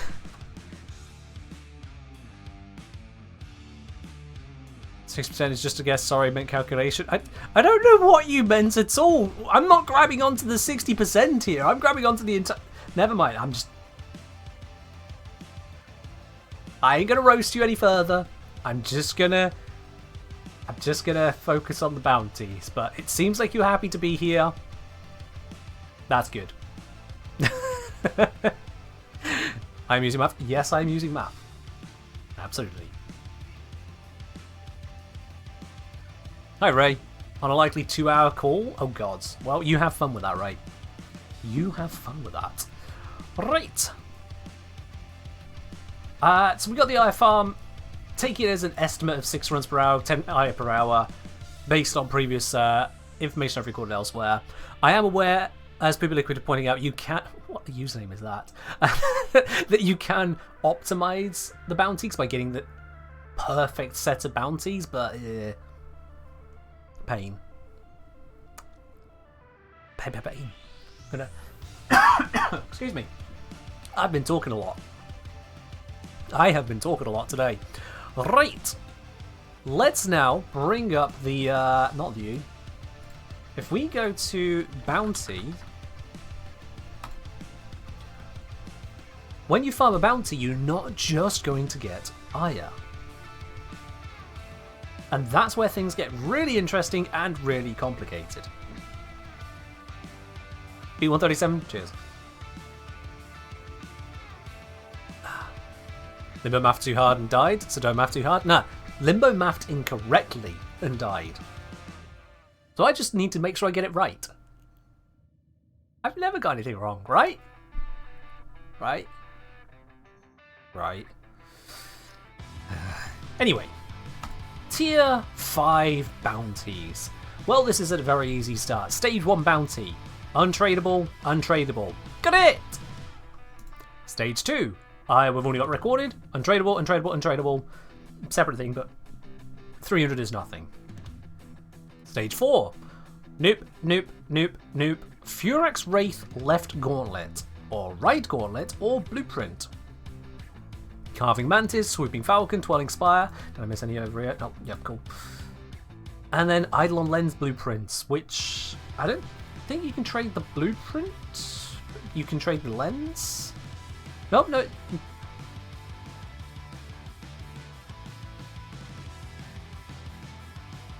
Yeah, crafted lenses can be traded. Can you trade the blueprint?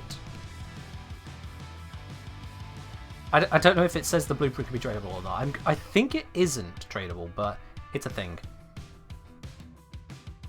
It's a thing. Am I old? What kind of a bloody question is that, Niraj? What? Blueprint is tradable as well. Ah, okay. Let's see then. How much is it worth? Idle Lens Blueprint. Not the best volume. I mean, it has powerful spikes, but then it also has days off. Value. What's with the decimal points on the chart here? Come on. Let's have some sanity in our chart making. We don't need decimal points bouncing around. Whatever. Moving average is putting it at around about 8 platinum. That's not terrible. It's not terrible. It said cannot sell right under the logo of the lens. By cannot sell, do you mean cannot sell as in... Yeah, cannot sell for credits. Mike, you are wrong. Or rather, you are correct, but you are giving information about the wrong thing. Which makes you wrong. Context matters, my dude. Are we analysing which way is the best way to make plat? Better. I'm just looking at every option for making plat so that you could choose what you enjoy. If you want to make the most, sure, go right ahead. But if you just go, I really like spy missions, what spy mission will be good to do? Because I just like doing spy missions. And my answer would be, well, hey, have you heard of Kuva spy missions? They have an average of 8 plats per run. Give it a whirl. That's what I'm looking at. Doesn't have to be the best plat, because the best plat, surprisingly enough, is to go get a job. You know? Just earn some bloody money, you. Anyway. That's the best platform. But if you don't want to do that, at that point you're no longer asking what's best, you're asking what's fun. So I'm going to cover the fun stuff. Now you all know how I'm going to end that video. There's no other proper way to end it, isn't it? There's no better way to end the video. Whenever I do this, however I do it. The question is, how do...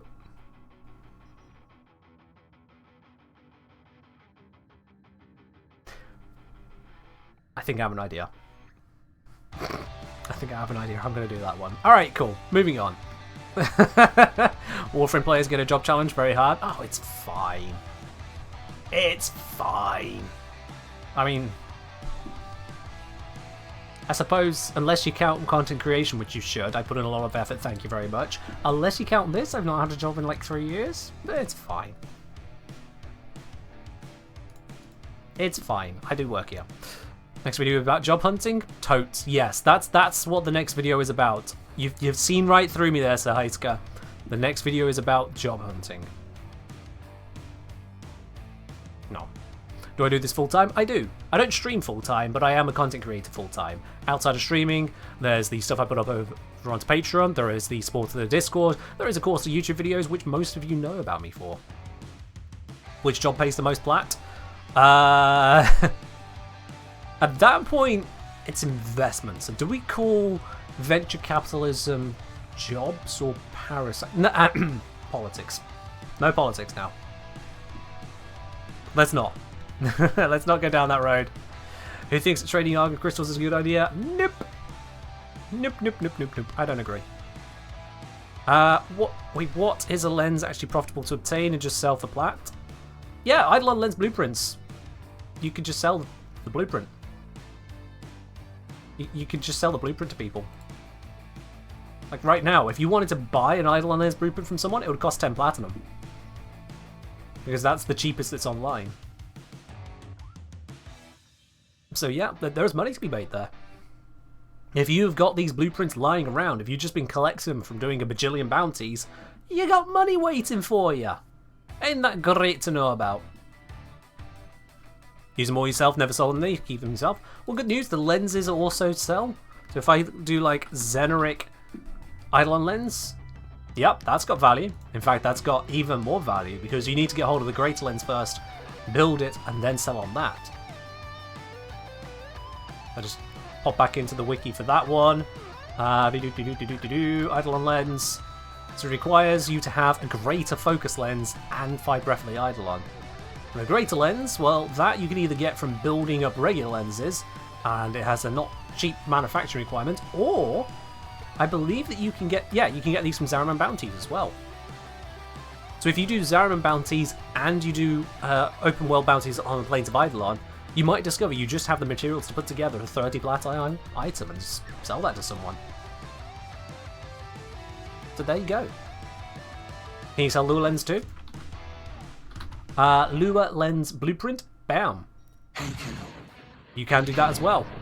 Yo, you're lucky, Clover. Reading on in to everyone here. Let me just give a quick old shout out to you right there. Those you caught us at a very, very good time. I can type it out myself. Squid 1, Squid 2, Squid 2, have you signed up for Hydroid Insurance? Squid 3, cringe provided by your lucky Clover. Squid 2, Squid 2, Squid 4. Bots really never do quite understand how emotes work, do they? But all the same, Jubilee. Jubilee?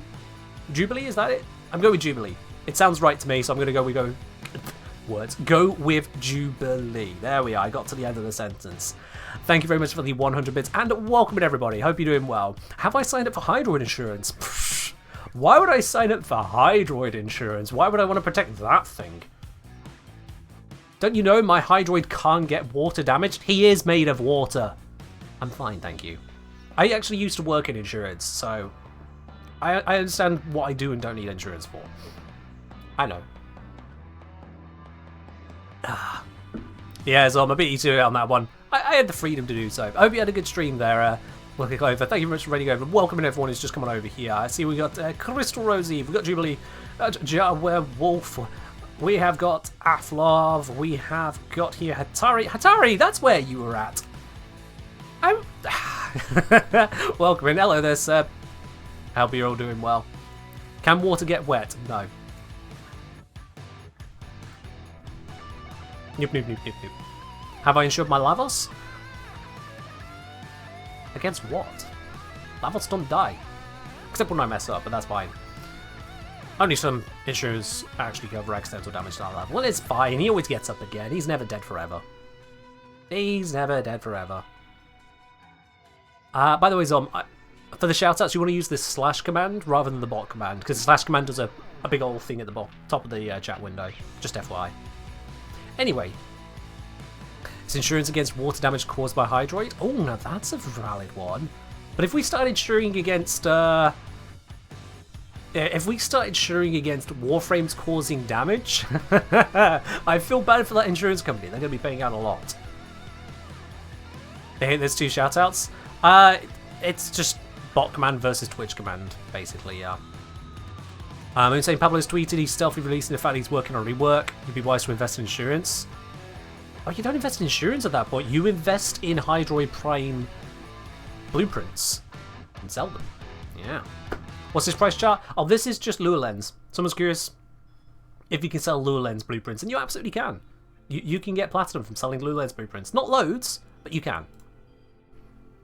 And this is just what they trade at. But that's not my focus right now, so I'm actually going to close off of that one. We don't need to be focused on that too much. We want to focus on the bounties. Can you send a link? Moon, let me give you permit. It is permit Moon alum. Done. There you go. You got 60 seconds. Post now. Probably should have asked what you're sending. Yeah, it's fine. It's Moon. They're not a bad person.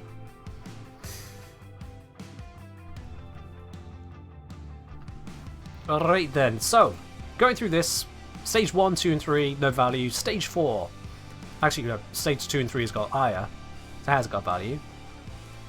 Need to bear that in mind, but the Aya for run we've already got noted down. Stage 4, we then have Eidolon Lens, which we said was trading at...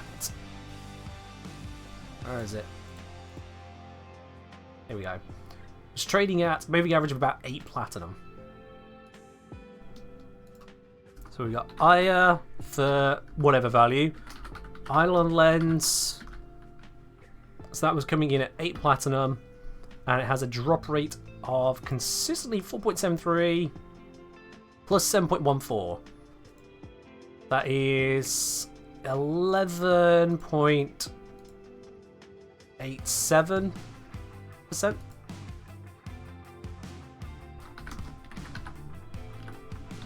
Adding the two together, because you get drop from one, drop from the two. Over the course of sheer averages, we can just add the two together. There we are. How about core life insurance? For what? Okay, Moon, you took more than a minute. I literally said you have a minute, and you took more than a minute. That is on you. Let me just copy this from Moon and post it myself. There we are. Imagine asking for permission to post a link when you're not ready to post a link. I mean, honestly. Moon will be back in a few seconds. Oh dear, dear, dear. I would set the timer on it less than 30 seconds for the instant timeout, but there's the problem of actual bots, which is what we're protecting against there. 30 seconds gives us enough time to respond. Whatever's going on. Right, so Eidolon Lenses, we got a note about those now. We've got these Furax bits, so let's have a look at those. Furax Wraith Left Gauntlet is traded reasonably, but it trades for about 5 plat. 5 is our threshold, so we'll allow it. Furax Left is 5. Right is... also about 5. Yeah. Well, the other bits then. Furax Blueprint. Is that all that's in a set? Yeah, it is. Unsurprisingly, about 5. Makes sense. So it's just 5.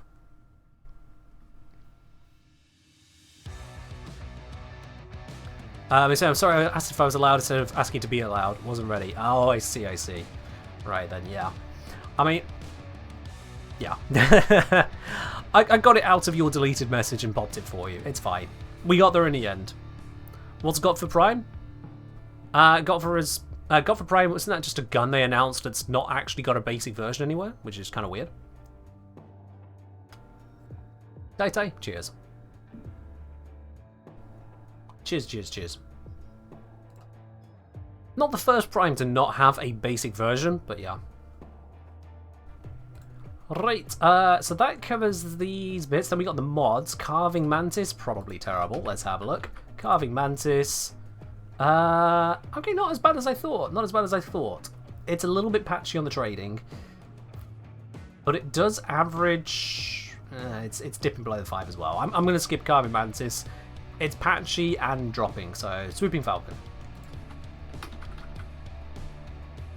Not swapping, Swooping Falcon. People are speculating it's a non-prime, it's the prime of the Aeolak. Maybe, but then that rules out the Aeolak being primed later. I don't know. What do I mean by a limited platform? I mean it's a platform that you can just keep doing and doing and doing and doing. Nothing gets in the way to stop you. You could just keep going.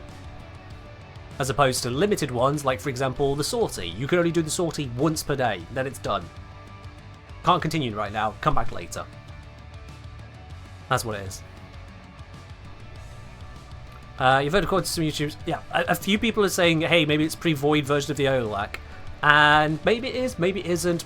We don't know.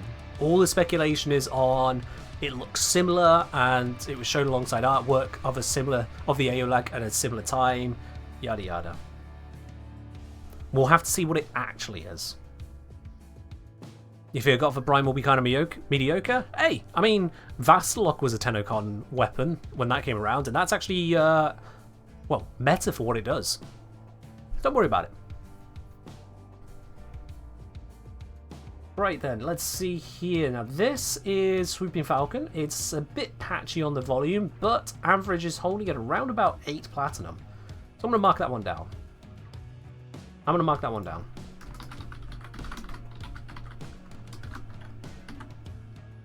Also need to put the percentages of each of these. These are 8.16. And this is 8.16% B only.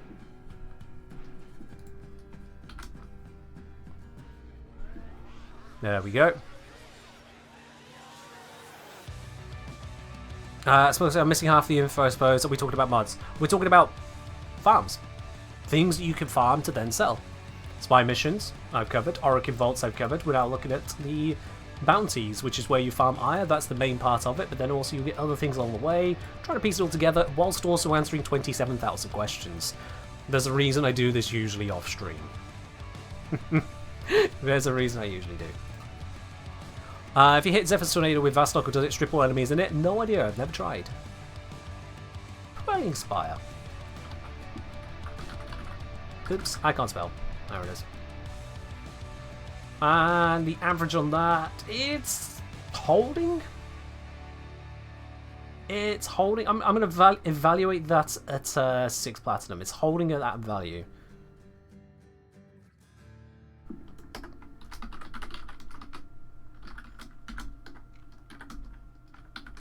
And that is going to be the same. Yep, 8.16, but this time on C.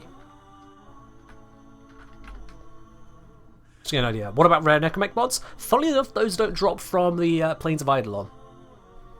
They don't drop there.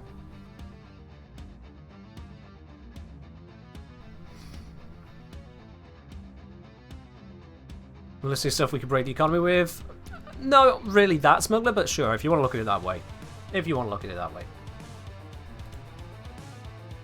Alright, so now we're on to stage 5. Ire we're already aware of. Not traded. Furex Wraith we've already accounted for. Oh, these mods continue as well. My bad. Oh, wait, yeah.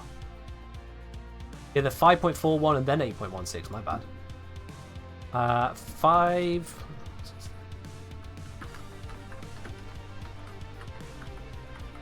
Just adding together the two percentages, because that is a valid way of doing it. It does work. Trust me on that. This is assuming we don't get the bonus, which is fine. Yo! A Mythic Spirit. Hello to you as well. Thank you very much for subscribing with your Prime 10 months. You got your double digits. Mythic. That's awesome. Thank you very much for continuing us up here. I really appreciate you. Oh. Cheers, my dude. Cheers indeed. Alright, yeah, look at this here. The Furex Wraith continues over, the mods continue over, the lens blueprints continue over, and that is all of it. Yeah, Furex Wraith is also 13.57%. There we are. Yo, Draco223, thank you very much for subscribing with your Prime as well. Welcome into the channel proper, my dude. Enjoy your lovely blue sub badge, your emotes, your access to Support City Lounge over on the Discord, and no more ads here on Twitch. And just on that note of emotes, not everyone's aware of this, but emotes that you get on Twitch, you can use them on all Twitch channels, but you can also use them on all Discord servers, even without Nitro. Normally you need Nitro to use emotes from different servers, not with Twitch subs, no. So there you go, you got those even further, as long as you connect up your accounts. Just those little bits that Twitch never actually tells you, or at least if it does, it never told me. Right, I think I've gone through all the bits and pieces there, so now let's compile that. So the IA, we are saying we get an average of 0.67. Didn't actually evaluate the IA value. This might seem a little bit weird, chat. This might seem a bit weird, but to get an idea as to IA value, I'm actually going to do one of the most crazy things I recommend you don't normally do. Let's have a quick look as to what trade chat's actually talking. Just to give us a very quick idea, because when it comes to selling off IA for relics, you might need to go through the process. You can try and sell them through Warframe Market. Let's just have a quick gander as if there's spam loads of people talking about it here or not. Rock Bottom and Warframe? I know, right? Well, okay, we've got... No, someone's trying to buy our active storm. I wonder if they're trying to buy it for cheaper than the actual going rate. Probably. Rivens really need their own trade section. Want to buy Aya, 6 of them, 24 platinum. Okay, so that person's trying to buy them for 4 plat. Excellent. Now let's see how much under the market they're trying to go for. They're asking for 4 plat. Sorry, offering 4 plat for the relic. As if they were forged yesterday.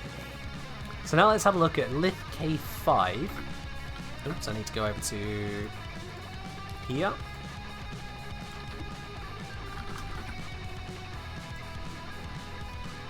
And this is why I'm talking about it like so. This is why I'm pointed towards trade chat. Look at that. Gaps.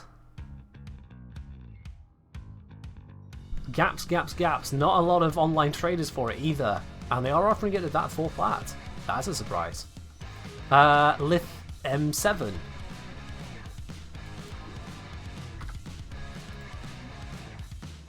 Now that there's volume for M7, there is volume, so that's good. And all the volume is down here because that's when it actually became available. But we see in the last 48 hours, only a single recorded trade. Granted for a fair number of them, but only 1 recorded trade by the looks of it. And here we're seeing, yep, again, the average is actually holding it towards, it's going to that 4 plat area. Miso E5.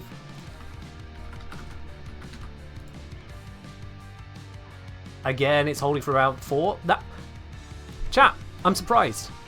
I think we might have actually found someone offering a fair price in trade chat, at least compared to what you can get on Warframe Market. This is unheard of. This is genuinely remarkable. Yeah. Not only is there very limited overall volume on a per relic basis, which you would have to list it by, because I don't think you can just list Aya. Nope, you can't just list Aya because Aya itself isn't tradable. But what they were asking for there was actually perfectly fine. Was the H5? Yeah, it was the H5, and yeah, this is aiming at about 5 plat. I mean, for the amount of effort we've gone through there, it's only 1 person that's offering it that's online at the moment. What do you know? So, you see why I went over to trade chat there. I wasn't actually being ridiculous. I have looked at this before now, I just didn't remember the number. But you do actually, for some reason, seem to get reasonably fair offers in trade chat when it comes to Aya. Who knew? Lots of stuff here is stupid. Like, want to buy Furious River 4,500 platinum? Fair enough. Okay, you have a good life. Sadov saying, Kentucky trade chat outside of Rivens and Vault Sellers isn't that bad. By Vault Sellers, I assume you mean Vaulted Primes. And no, I've seen most trades there are actually unfair one way or the other. Unfair as in vastly away from what you can get on Warframe Market. Rivens are just honestly insane in trade chat a lot of the time. But even for things which you can get through Warframe Market, the number of times people are like, hey, looking to get Rhyme Rounds, buying it for 10 plat. It's 30. That kind of thing is common in trade chat, which is why I don't recommend it for anyone. That plus it is the clunkiest interface in the world for trying to sell stuff. Want to buy Prime Junk 12 plat? That's not even a complete offer. 12 plat for what? One piece? Probably not. For an entire trade? An entire trade of 45s, he'd be laughing, wouldn't he? And so on. And so on, chat. So, in this case, we can put down Aya as being worth 4 plat apiece. That's one we use there as a reference value. Laser and Hammer Shot 10 plat. God, how much are those ones actually? Fair enough. Average 80 platinum, yeah. How long's it going to take? How long's it going to take? Want to buy Constitution 10 plat. That actually sounds halfway reasonable. Let's have a look. Constitution. Yeah, no, 10 plat. That one's actually fair. Okay. Occasionally people are fine. Alex said another reason why Warframe should have a trading post week is he sells, everyone has access to it. Warframe Market. All they need to do is speak to the people who run Warframe Market, come to an agreement, boom, Warframe Market exists in game. Job done. That's the same one from earlier. And sell Legendary Core 120 plat. Interesting. How much have they gone down to then? Legendary Fusion Core. This is getting weird now, chat. I've seen 3 reasonable trades in a row.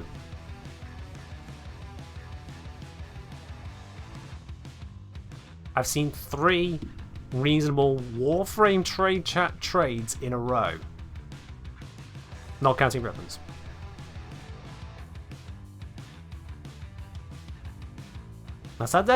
This is indications. It's not necessarily gotten better, but it is indications in that direction. Granted, the last time I looked at this was only like a month ago, and it was shit then.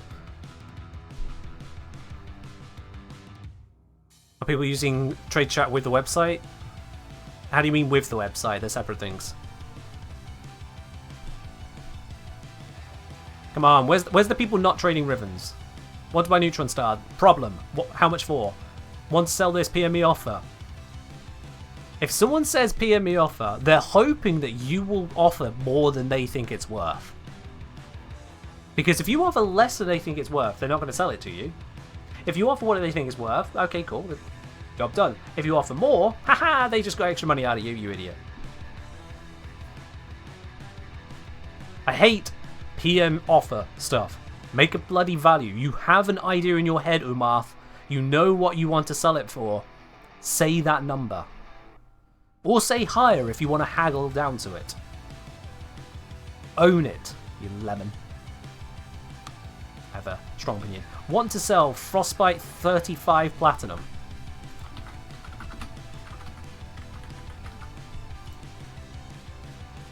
Average 15. Want to sell Scorch 25 Platinum.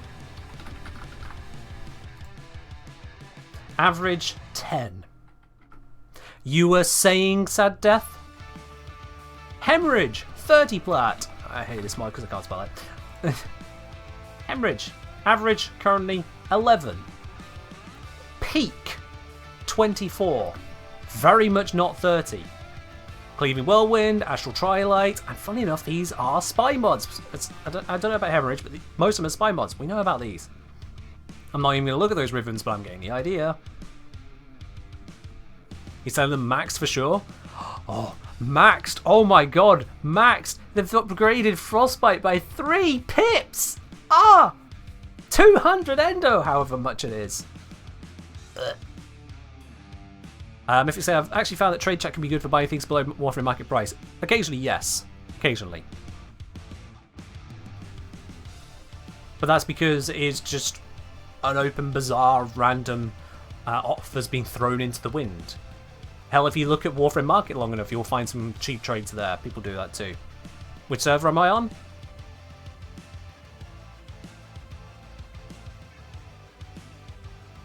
Right, sorry, for a moment I was thinking you thought meant like in World of Warcraft or RuneScape, which is like, oh, I'm on World 23 or something. I'm European region. That's how it works. Europe. Anyway, this looks like a bazaar from your country. I mean, if there was a voice-to-text enabled for this trade chat, with just a little bit of variation in accents, yeah, this would just sound like any marketplace. Just the constant shouts. Want to buy Iron to Sculpt unsocketed? Doesn't say how much for. Anyway, enough mocking trade chat. If I leave it open any longer, someone might report me for brigading.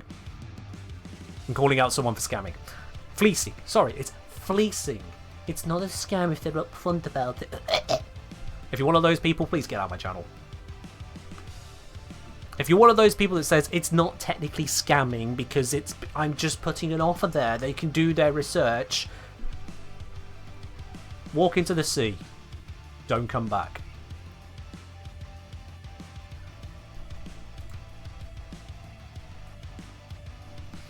So yeah, I have a strong opinion about people like that. I do have a strong opinion on that. Hydroid yourself now. We have a use for Hydroid. Hydroid can give a warm, welcoming, no, a cold, welcoming hug to those who scam through trade chat. That's what Hydroid can do. Dear.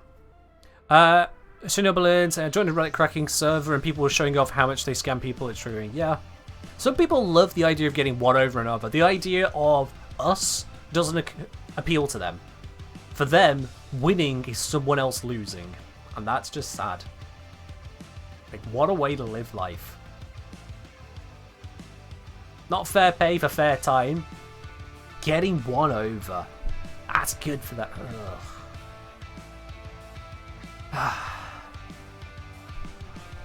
It's depressing. That's the American way. I don't think it's any particular cultural way necessarily. It's just a personal way. It's just a way. You're not required to act that way. You're not required to live that way. No system requires that of you. It's not how it has to work. Just some people choose to act that way. That's the difference.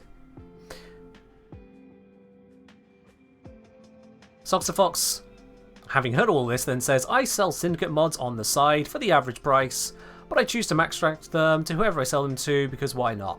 See, why not? Some people don't want them actually ranked up, but that's fine. Why not? What's the verdict on platforms? If you thought there was going to be a verdict in 2.5 hours, you're wrong. We got some information so far. I've been answering a bajillion things as well. But yeah. Capitalism encourages it. We're not going to get into a socio-economic debate. I'm not about to try and argue what you define capitalism is, so I'm not even going to go down that road. In fact, I'm going to call that out as trying to get political. I'm going to call that out as trying to get political, so no. Let's not get into whatever you think your definition, my definition, anyone else's definition of capitalism is. We're not here for that. Absolutely not. Alex MV said, used your guide on farming form and sculptures, built out a Lavos main. Lavos man now all it needs an Iron Star farm. For Iron Stars, equip carrier with looter and just do normal missions. The next thing you notice is you've blown up all the crates around you passively. Iron Stars just start falling out your pockets. It's fine. Save your shot until you're sure of your target. If I head over to here, don't know what she's on about. If I head over to here, yeah, I got stars. I got plenty. And it might not look like I've got plenty. You might go, oh, but Ken, that's only 30 amber stars. How are you ever going to survive? That's not enough for the farms that you pointed out. It's because I've used a few.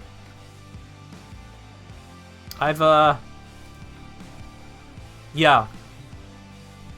Even that one up there. I've used a few of my stars, so, you know. Carrier with Looter does a damn good job of just kind of letting you know, hey, look, star here. Because it just pops crates for you, so you don't have to think about it. Anyone need any endo?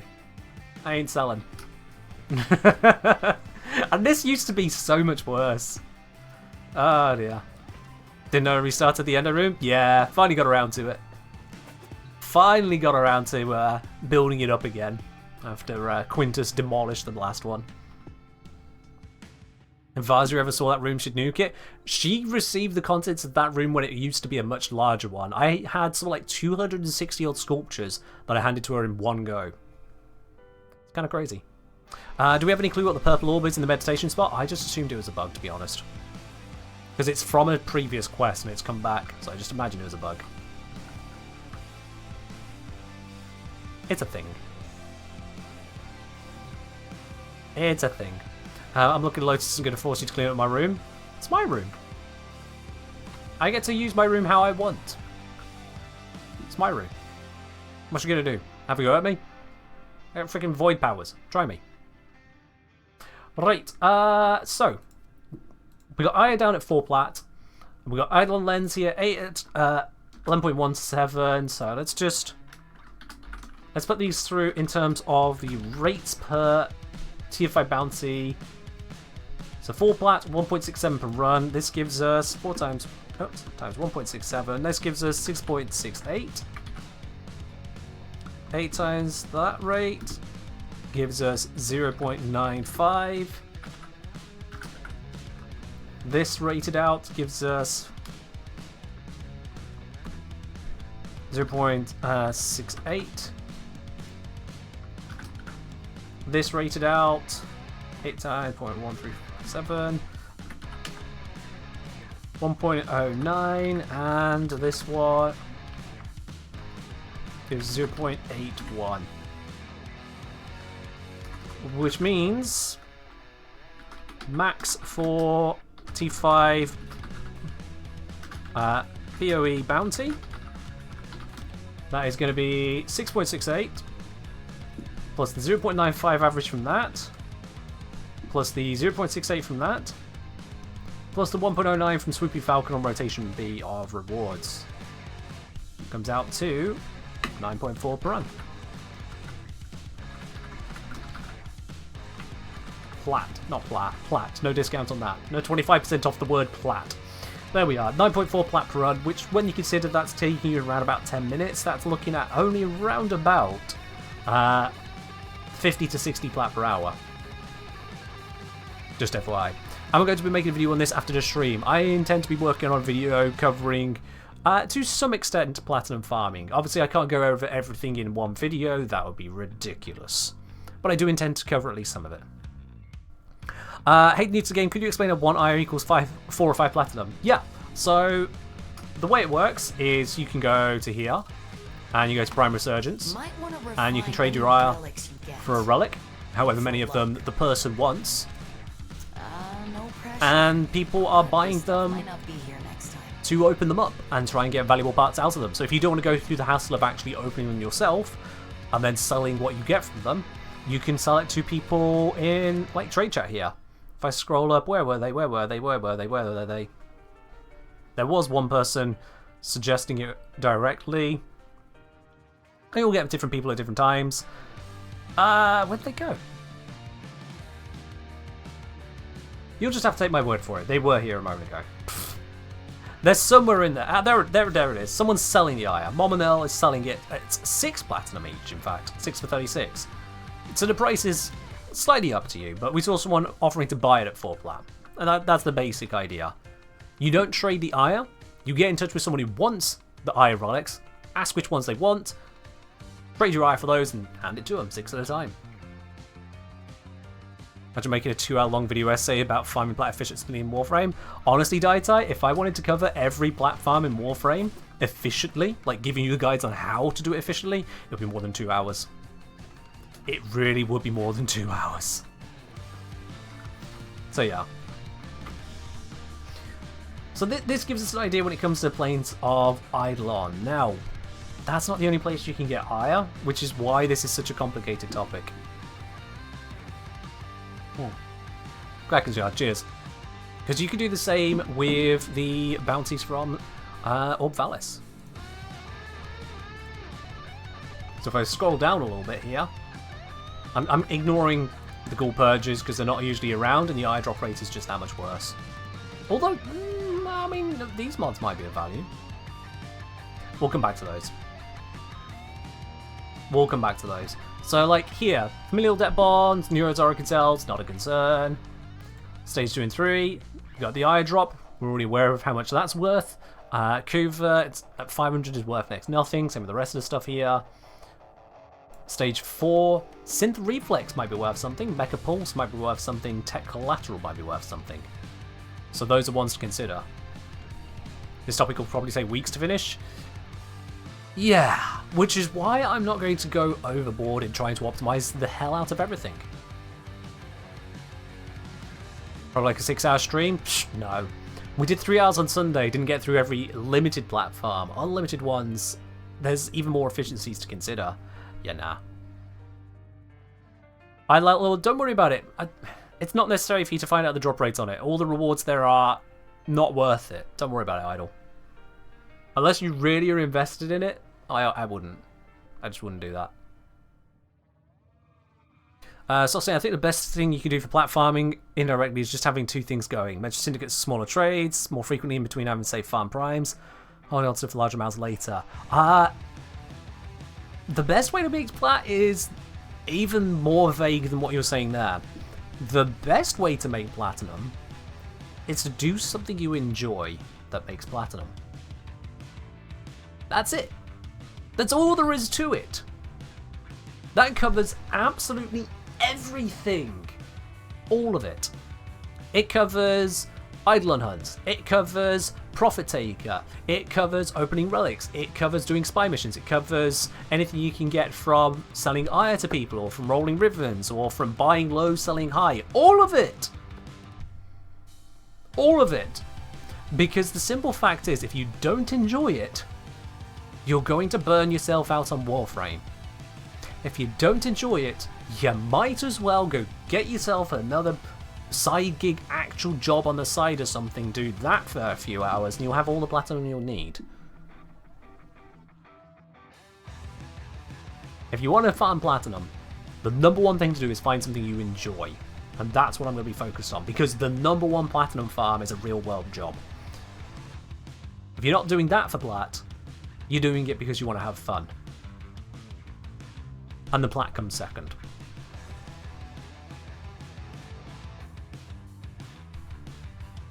So I was going to say, I did hive missions at one point just for fun, and that good feeling when 60/60 mod drops. Exactly, yeah. You did it because it was fun, and then when it's not fun, you don't do it. Simple. Jocko, don't tell me I was playing a game for don't tell me to play a game for fun, you're not my dad. I mean, thank goodness for that, yeah. You would want me as a dad. Ugh. That sounds horrible. Engineer as a dad? No. That shouldn't happen. I'll stick to making videos, doing streams, and occasionally saying a cringy phrase here or there. Like, let's solve a practical problem. Just, can you imagine growing up, hearing your dad saying that a few times a week? Can you imagine growing up and that's the tagline that your dad's constantly putting out? Balasidos, no. No! God. Oh, God. If I became just a vlogger, just a life vlogger, and come out with that phrase, ugh. No. Math homework would be a nightmare? No. Math homework with me will be a breeze. Because one thing that a lot of people have said, and I'd like to believe by this point they're telling the truth, one thing a lot of people have said is that they're surprised that, having listened to me, they actually understand the math that I cover, at least some of it, far better than their teachers ever covered it. So there you go.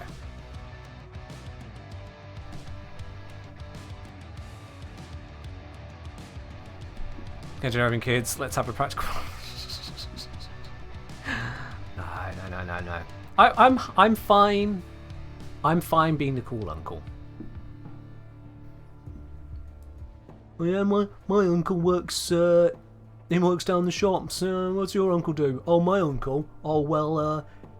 He plays video games and gets money for it. Yeah, that works for me. You do your math homework and then the math teacher will say I got the wrong answer. If a math teacher turned around and said I got the wrong answer on some bloody school math work, you can guarantee there would be a conversation to be had there. Starting somewhere along the lines of, listen here, you little shit. Just saying.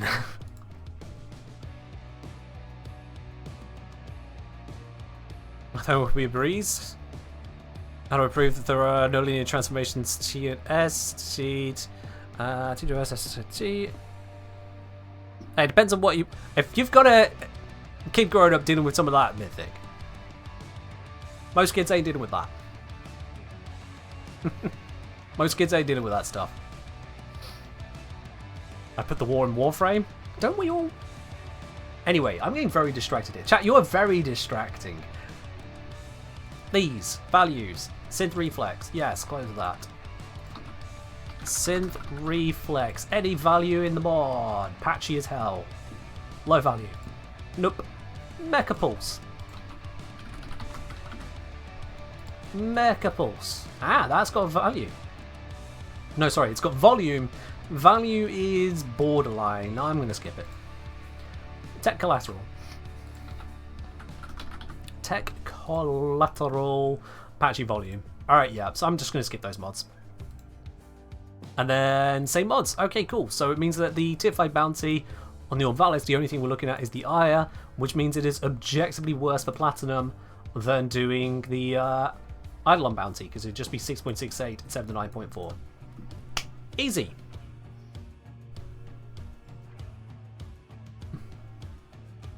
Fair enough, Mythic Spirit, yeah. I would need to brush up on some of the more esoteric stuff, certainly with the phrasing that some schools can use, but come on now. I didn't exactly get 100% in all statistics modules for nothing. Just saying. Mexa has had recent popularity too. Might be leading in data a bit, and bigger picture if that makes sense. Mecha Pulse probably won't jump up all that much. If there was anything changing in the meta, we'd have noticed it in this 90-day graph. And all I'm seeing here is not really much of note, quite frankly. Thanks, Cosmo. When people ask how do I know how to do the numbers and stuff I do for my videos, it's literally because I paid attention to school. It was my thing. I learned it there, that was it. Teachers taught it, I learned it. That's it. Cross saying maybe some mods for at least some lesser tier bounties, maybe worth checking. Maybe. And that is something I'd go through in a more advanced overview of all this. This particular focus on the bounties, though, was first thinking about just looking at Ire, these particular farms. So, like, the Ire you can get from tier 4 bounty, tier 3, I think tier 3 as well. Yeah, tier 3 as well. So there are values to be had looking elsewhere. Even tier 1 bounties, actually. Now I see it. But it'd be a case of bringing it all together, and you can see why this becomes an absolute of data. So many things to consider and compare, and this is where if I learn how to program and use APIs, I'll be laughing, but I don't know how to do that, so I don't. Which means there is an open spot there for someone who does know how to do these kinds of programming things and just plug all the numbers in, and there you go, you got a program that tells you how to make money. Congratulations, you're a rich tenno. You have loads of fake platinum. Or rather, real platinum, fake money. Yes. Necrolisk. Let's just jump straight to tier 5 again, where the Ire exists. All of this, otherwise, very limited value in terms of trading. Ireton Amber Stars have a value to consider, mind you. Like, Ireton Amber Stars had a value. That has dropped since I was a noob. Okay. I used to sell these for like 5 to 6 plat a piece. Like a full trade of them, I'd be getting 25, 30 platinum. Where did that go? Yeah. C'est la vie. Burrito, bro. Cheers.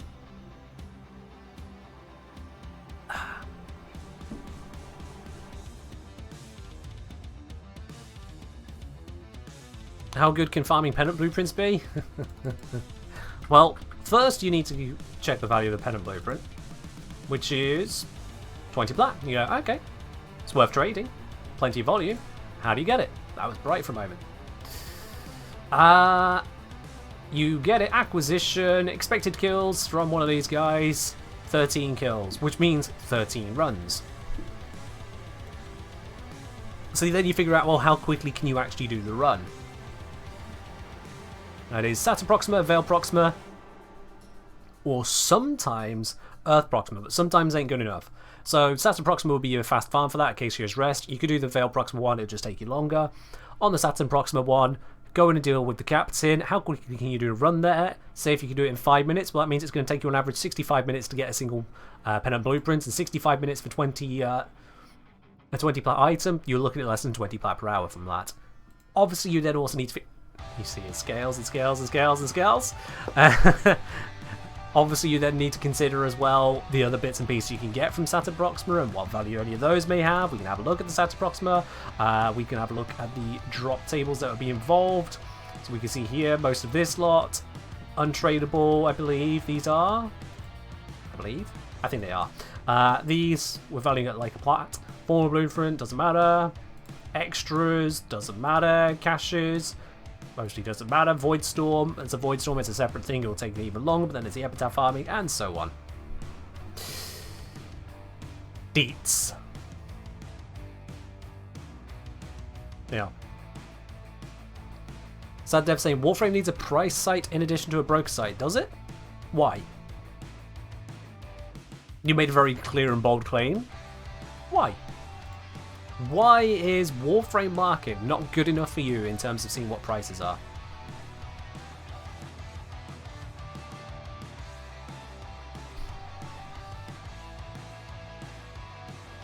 Your teacher made you do crack? What? I don't even know where to begin with processing now, so I'm going to skip past that. Yeah. Sounds horrible. Let's move along. Right, so, looking at this here, to be quite honest, it seems like the Plains of Eidolon one is just the best one. Orb and Deimos, not so great offerings. T5, only looked at. Yeah. See, Gizmash, I don't know. I'm not going to assume either ways. If Quasar's blueprints were tradable, you'd be rich. If they're tradable, they'd be worth a plat. Because so many people get them.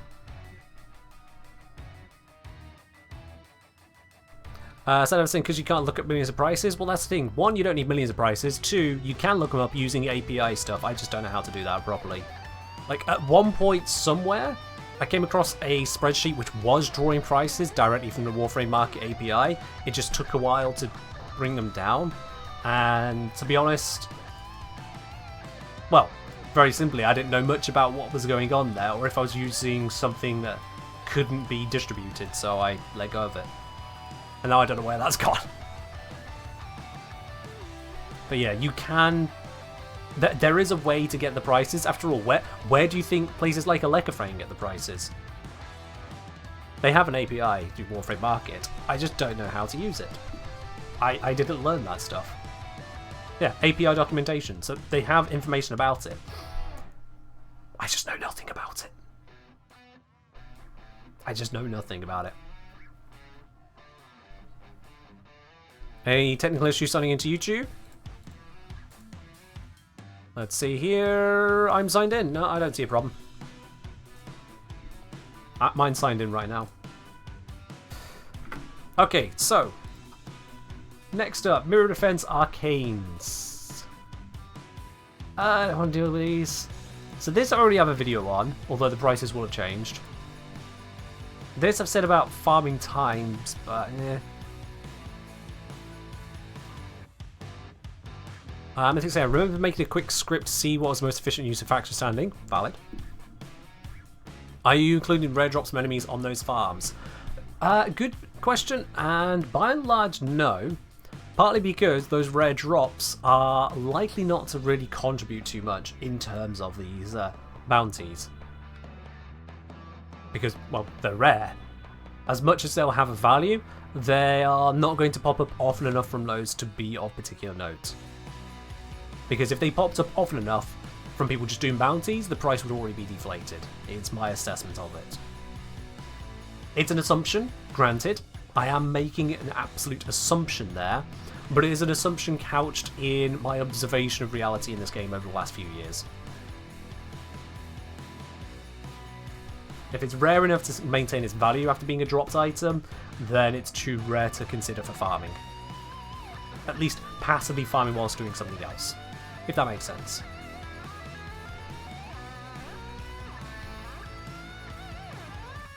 So yeah. Kakoma saying there's a guy named Cash and Flash, an absolute legend, 1,900 hours of running Hive missions on Eris, helping people get shell shock and high voltage and record speed. Let's consider that then. Let's look at the Hive mission. I've got an asterisk as, is this really going to be the value people are looking for? Let's look at Hive missions. Again, first question is, what's the bloomin' drop table? What is the bloomin' drop table for it? So, Hive, Sabotage Hive rewards. Boom. So for these, you need to get the caches, basically. As part of actually doing the mission, you need to find... Is it find the caches? Yeah, resource caches found. Cool. Chance of amp arcane adapter? How do you mean chances? Where from? What are you asking there? Yeah, I don't know where you're asking for the chance from. Double shock mods fluctuating prices? They do, because Barrow brings them around as well. So, let's have a look at the bits and pieces actually here. Now, Thief's Wit is going to be worth sod all. That's just going to be a fact, but let's verify that. Yeah, sod all. What? Why were the 12 bought on June 2nd? Whatever. Whatever. One Storm, what about the rare drops from niche game modes like Railjack, Unveil, Proximatory Velocity? What about them? What about is not a complete question. Certainly when we're bouncing around topics, you're going to have a more specific question than that, sorry.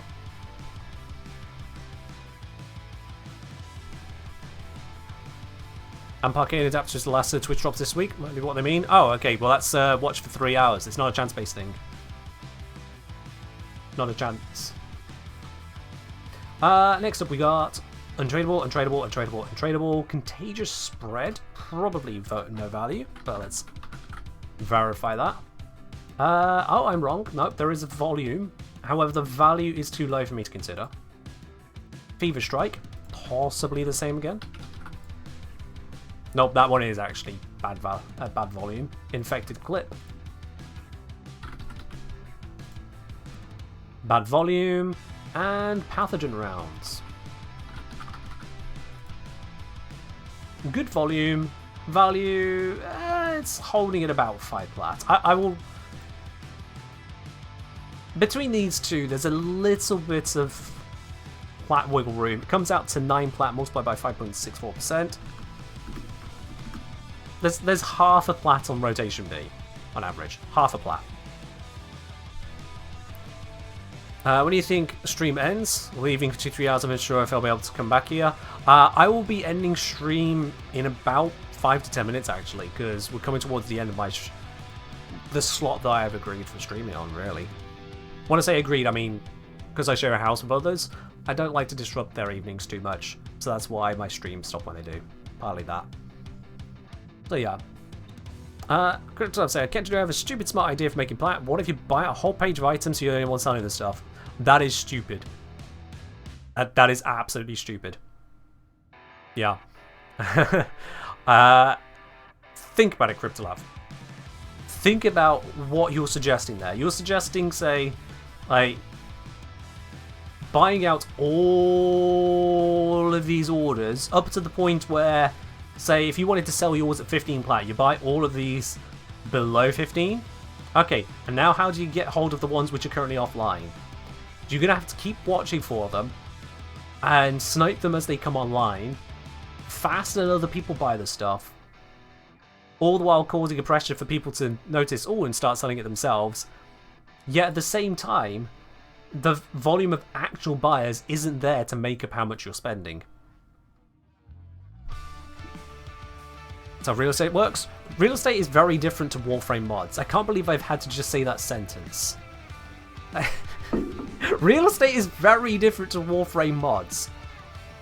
I want you to consider how much effort it's going to take you right now to get hold of a Warframe mod or anything else in Warframe versus getting hold of brand new real estate for you to market flip. I just...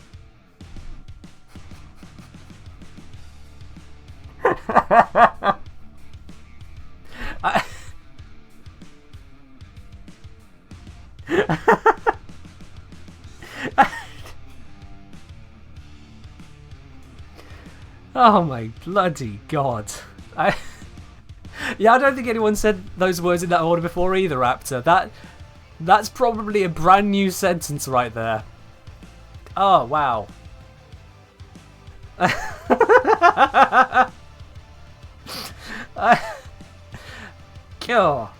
Do people just not just get houses from Rotation C? Oh, they would. It's just no one's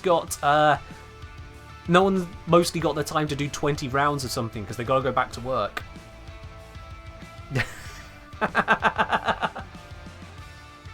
Oh dear god.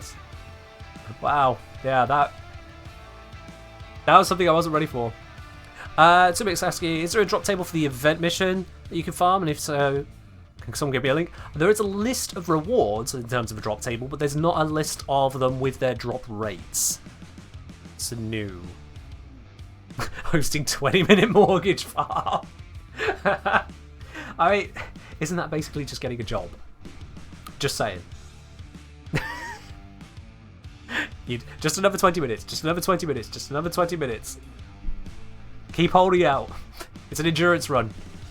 And just like any endurance run, it feels like the level just keeps on climbing throughout the day. That's why you got to take a break, reset the levels. Oh dear.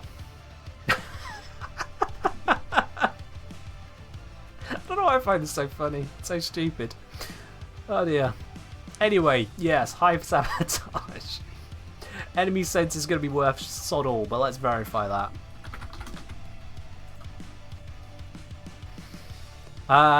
Stats. How are there this many people buying enemy sense? Whatever, it's low value, I don't care. New roads, more new roads. You get a chance of new roads, or you get a chance of 2 new roads.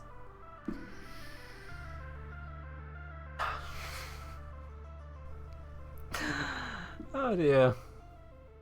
Oh dear. Oh no, a level 9,999 customers approaching. Quick, armor strip. Do not strip your customers. How dare you? Nah, nah. Oh, no, no, no, no. That does not go down very well. Right then. Firestorm. Is that of any value? Probably not, but still. Well, it's traded, but it's at 4 plats, I don't care. Muted out of your nav coordinate. Well, I mean, it's a thing. Let me just show you all right there. It's traded, and the value, it fluctuates, but it's currently holding at about 8. But the main thing are going to be these two. High voltage, shell shock. High voltage comes in at... It's volatile, because when Barrow happens, the price plummets. So it comes in at yes. Oh, hello, hello, hello. Kodoma, welcome on in with you all right there. Thank you for bringing over your community. Welcome in. Let's give a quick shout out to Kodoma there, shall we? If you're not already following, you can absolutely give Kodoma a follow. They are, dare I say, you come across rather a bit more chill than myself. I am very energetic on stream. You seem a little bit more composed, shall we say. But welcome in, Kodoma. Hope you had a good stream. Welcome in there. The beard oil barons are here with their fancy squirrels. Fair do, fair do. Welcome everybody. In terms of unlimited platinum farms, what we're looking at are platinum farms where there is not a limit to how much you can farm them. Your limit is actually your time, but you know, if Warframe players cared about time, we wouldn't be playing Warframe, we'd be, I don't know, improving the world. Something like that. Hope streams go well. It's going well, absolutely. Absolutely. So, yeah. I can't really put a value on high voltage because, well, here it was 50 plat, here it was 60 plat, here it was 30 plat, and here it's 40 plat.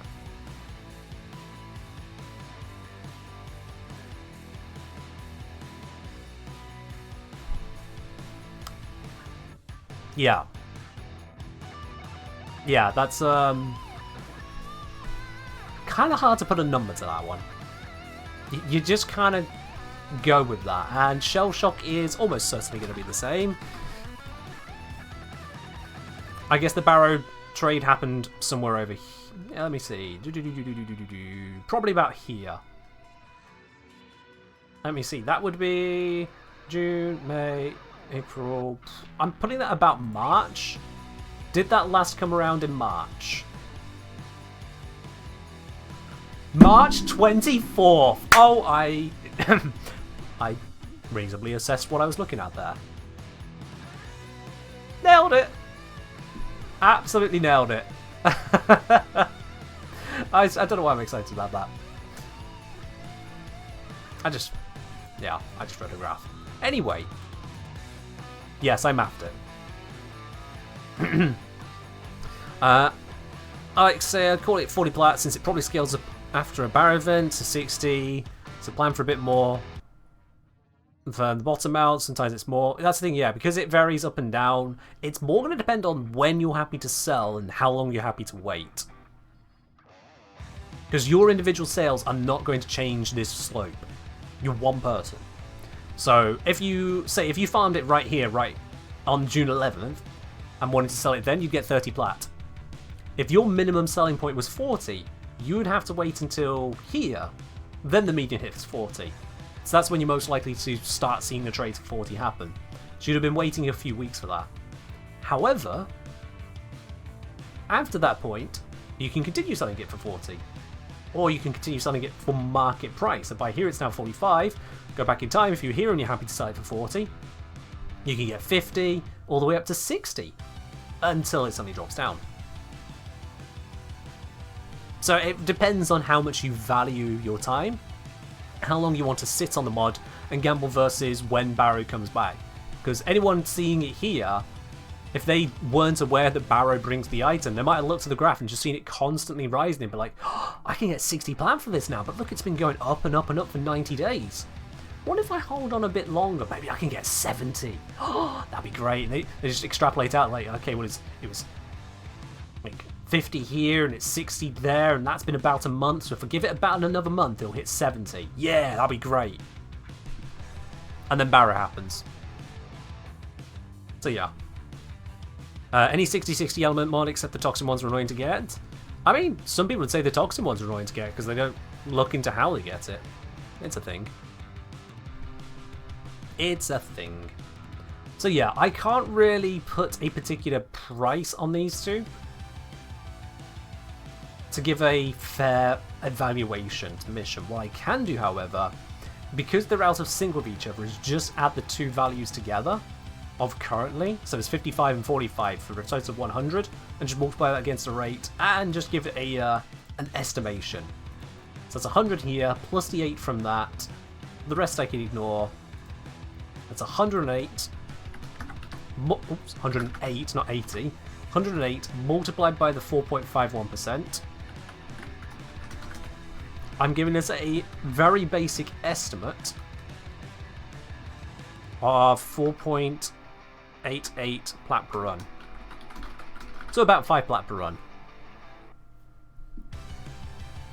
As a rough value. If you hold out for selling prices, you can get more. That means holding out rather than actually getting the trades that are happening.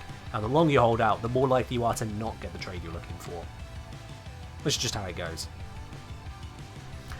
Carlos, with a question, is it generally worth selling veiled ribbons or try opening them and hope for a popular weapon for a bigger profit? Now, isn't that the question, Carlos? Isn't that the question? And the answer to that is maybe. Maybe it's better to do one, maybe it's better to do the other. If I go melee ribbon mod veiled, we can see here it's been holding at around about 20-ish platinum. 25 down to 22. 20-ish platinum. Theoretically, you could just look at every single melee weapon ribbon, all of the unrolled ones, and see what value they're going for, and then you just take the average of all of those values, and there you go, that's what your ribbon would be worth. The problem with that is you'd have to figure out a cutoff of which ribbons just can't be sold, and what's your process of going through the ones which can't be sold, or just not worth the time to sell. And you have to also then factor in the rolls you might get on some of those. That's going to affect your prices. And there are factors which really muddy the waters. So I'll speculate instead. I will speculate. And my speculation, when it comes to ribbons, is that because there is the RNG, there is the gamba factor. People like to gamble. Ribbon mods are a lottery ticket. You buy the veiled ribbon mod, you scratch out the veil on it, and you see if this scratch card, does it turn into a glaive ribbon, or is it a heat dagger ribbon? It's a gamble. It's a lottery ticket. And by and large in video games, when people see a means to gamble, they will pay more than it's worth. Because they might get more, they might beat the odds. The house wins. The house in this case being the people selling the tickets. So this is my speculation. I haven't done the full mathematics on it because I've just explained. But my speculation is that this, alongside with pretty much any kind of raffle ticket style thing you can purchase in any game, this goes for loot boxes. This goes for ribbon mods. This goes for even rolling ribbons. If you have to gamble, the chances are you are spending more than it's worth. On average. But by gambling, you do have a chance of pulling out more. That's a trade-off. Average lower, maximum higher. That's your trade-off.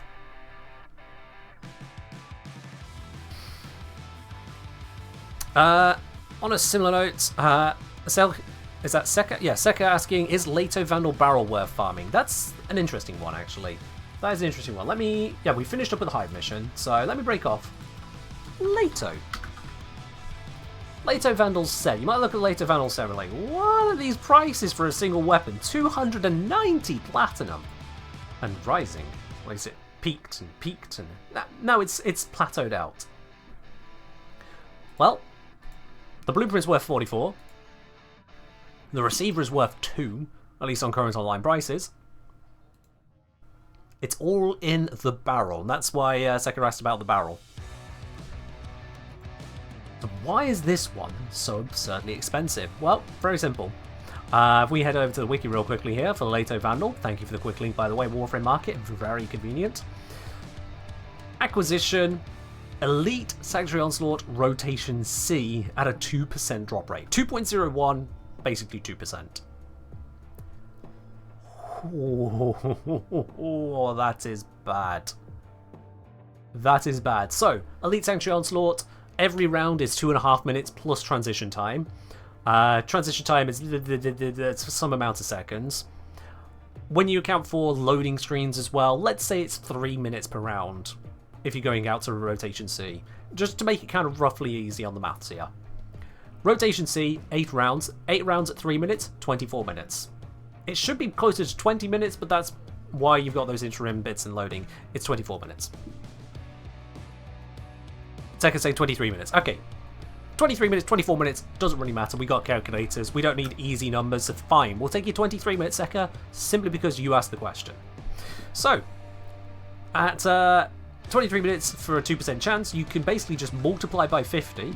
23 minutes by 50 to get 1,150 minutes, or in other words, 19.17 hours. 19.17 hours to get one barrel. Now, sure, you'll get other stuff along the way. You will absolutely get other stuff along the way. If we have a look at the rewards, you will get loads of Lith Radiant relics and a couple loads of Meso Radiant relics. You'll get more Radiance here. You'll get a couple synthetic Eidolon shards. You'll get some Bratton pieces as well. You've got even into Axii Radiance. In fact, 1, 2, 3, 4, 5, 6, 7 standard. You'll get 7 times as many Axii Radiance as you will Leto barrels on average. So there is other value to be had here to balance it all out. But if we just look at the Leto barrel to give us an idea as to the kind of trade people are doing here, that's got a median of, a moving average of about 200. So 200 platinum divided by the hours taken to get it comes out to 10.4 plat per hour. 10.4. Simfire, they're asking about the event. It's like saying that. And Chimera, the drop listings are available on the news post. There are a couple new items you can get. It's like the glyph and the noggle. But aside from that, the repeatable mission with Vor there, and the mission for the event is it seems dire. Don't worry about it. You have a chance at a Riven. They don't even tell you the chance. Don't worry about it. So yeah, Leto Vandal Barrel. Leto Vandal Barrel, 200 platinum, sure, but once you take into account the time taken to get it, it's close to around 10 plat per hour. Around 10 platinum per hour. And sure, you'll get some relics along the way as well. So maybe the equivalent is actually closer to 15, 20 platinum per hour. Got these Bratton pieces in there as well. It's not a lot. And the reason it's not a lot is because there's so many people running it. Shovelix asking, is there an average statistic like the Ducat video of doing random relic runs in public? You can pretty much just relate Ducats to Platinum. If you take the Ducat value you get from an average run and divide it by 10, that's roughly the Platinum you can expect. Roughly. If you trade that in through Barrow, you might be able to get higher rates still, but at that point, you're more doing arbitrage of those items rather than the Ducat value itself. Or the Plat item itself. So yeah, in terms of Elite Sanctuary Onslaught, 10 plat per hour just from the Leto Vandal Barrel. All told, it's probably going to be close to like 20, maybe 25 plat per hour. If I look at the Bratton Vandal, it's not going to be amazing because Bratton Prime exists, but Bratton Vandal, I mean the set first of all, we can see, yeah, value is actually pretty high. Okay, so stock and blueprint. Stock 90 plat, blueprint 100, 110, 120 plat. Yeah, 100, actually it's 120, 130 plat. Okay, so actually yeah, if we account for those as well, maybe close to 25, 30 plat per hour. This is why you do the full numbers. Yeah. Let me say, I put this in another perspective. Maxed out most nodes on my focus school. So far, I've made only 2 sets of Leto Vandal. Yeah. The reason I have skipped the opening relics here at the start, despite the fact it's the first one on the list and it's one that everyone has access to, is because this one actually, I know already, kind of overshadows the others. To give you an insight into that, let me see if I can find the spreadsheet. Relic, farming. Where did I put that one?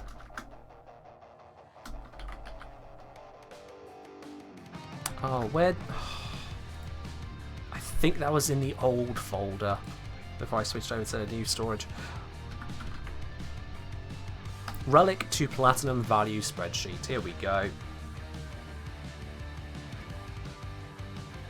So if you do a typical public run of typical relics, with 1 person bringing Radiant and 3 people bringing intact relics, which is typical, that comes out to an average of 46.8 ducats per run from ordinary relics. That's relics which have 3 commons of 15, 2 uncommons of 45, and 1 rare of 100 ducat value. It comes out to 46.8. True values are not going to be quite like that. Taking that into account then, at 46.8 ducats, if you open up 20 relics per hour, which is 3 minutes per relic, so you would need to be doing stuff like captures at that point, that would come out to 936 ducats per hour, which at 10 ducats per plat, that comes out to about 94 plat per hour. That is a very simplified approach to it. On that basis, I don't know, I don't believe you'd be very successful selling prime parts at 10 ducats per plat. You'll probably get people offering more like 15 ducats per plat. But at the same time, you'll also get some items which are worth more than 1 plat for 10 ducats. So like you might get a rare part which is actually worth 15, 20, 30 plat, which balances it out a little bit. But in a random squad not trying to focus on specific relics farm, because specific relics run out very quickly, you're looking at 90 to 100 plat per hour as a ballpark figure. People were saying you need to get the relic in the first place. This is why I'm taking standard relics, the typical relic, the average relic, the relic that falls out of your pocket, the relic that looks like this. Oops, wrong button. The relics that look like this kind of this kind of screen. When you have this kind of relic collection, this is the kind of person who goes, okay, yeah, let's just grab a relic and call it a day.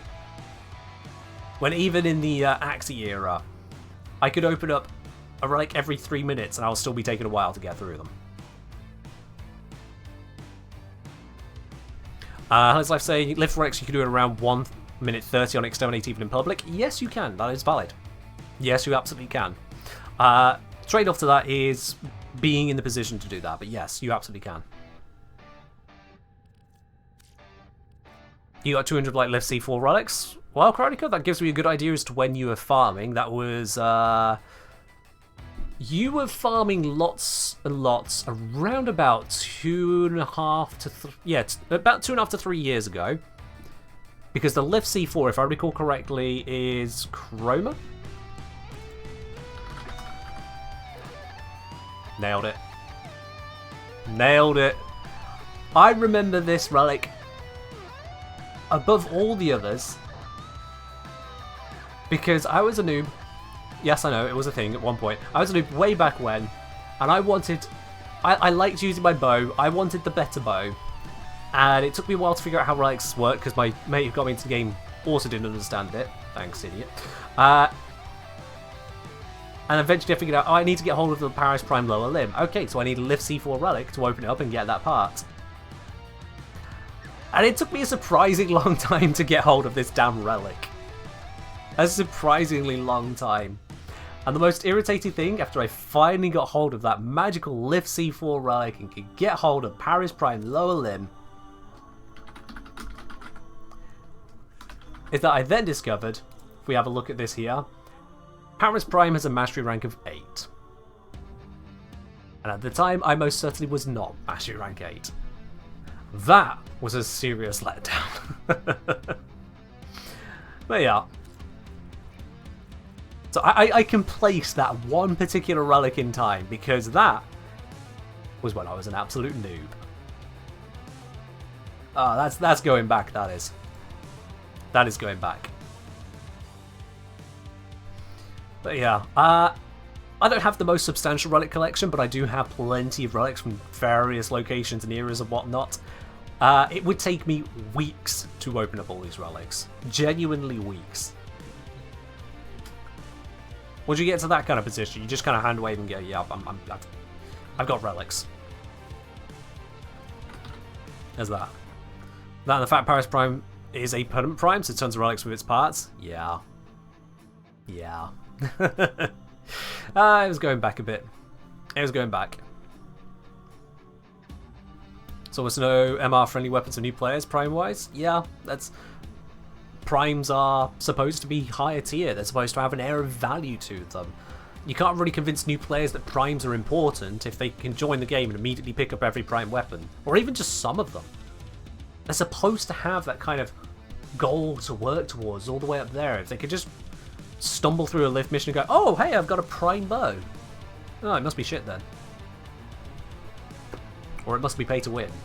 Despite the fact they wouldn't have paid to get there. People get that in their mind. It's weird. It's really weird. How to get Glade Prime? Open the relics, get the parts, build it, or buy the parts of someone else, build it. That's how. That is how. They removed the MR requirement for prime frames? Yes, they did. Prime frames do have a different approach on, but part of that is because prime frames, barring slight stat tweaks, are actually the same as their normal frames.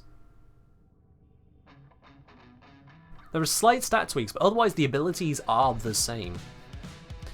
Anyway, as Predator Queen is emphasizing, sure, why not? Yeah, I have definitely gone overtime.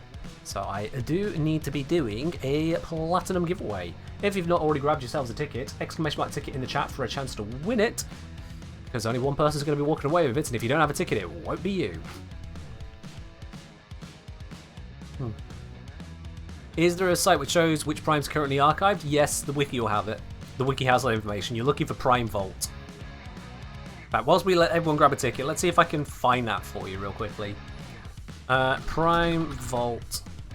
Boom.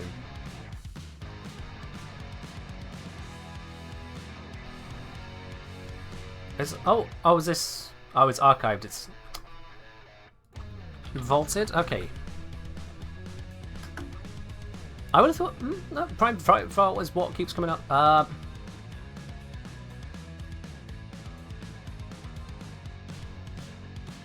mean, this isn't the best layout, but it works. If it's got a V on it, it's vaulted. So just going through here, Baruch's available. Banshee's in Resurgence because that's what the R is.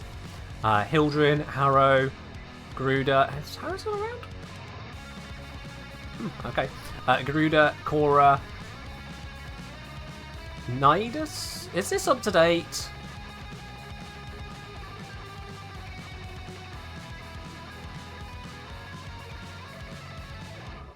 Huh. I didn't... I've lost track of it.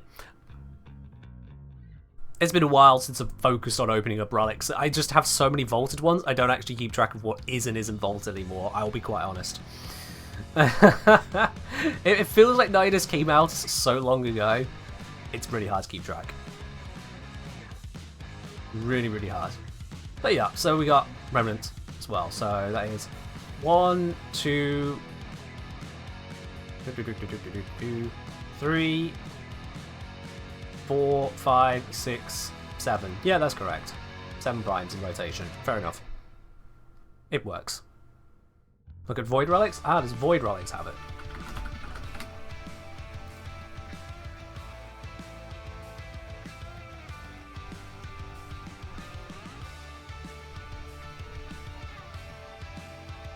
That's not helpful.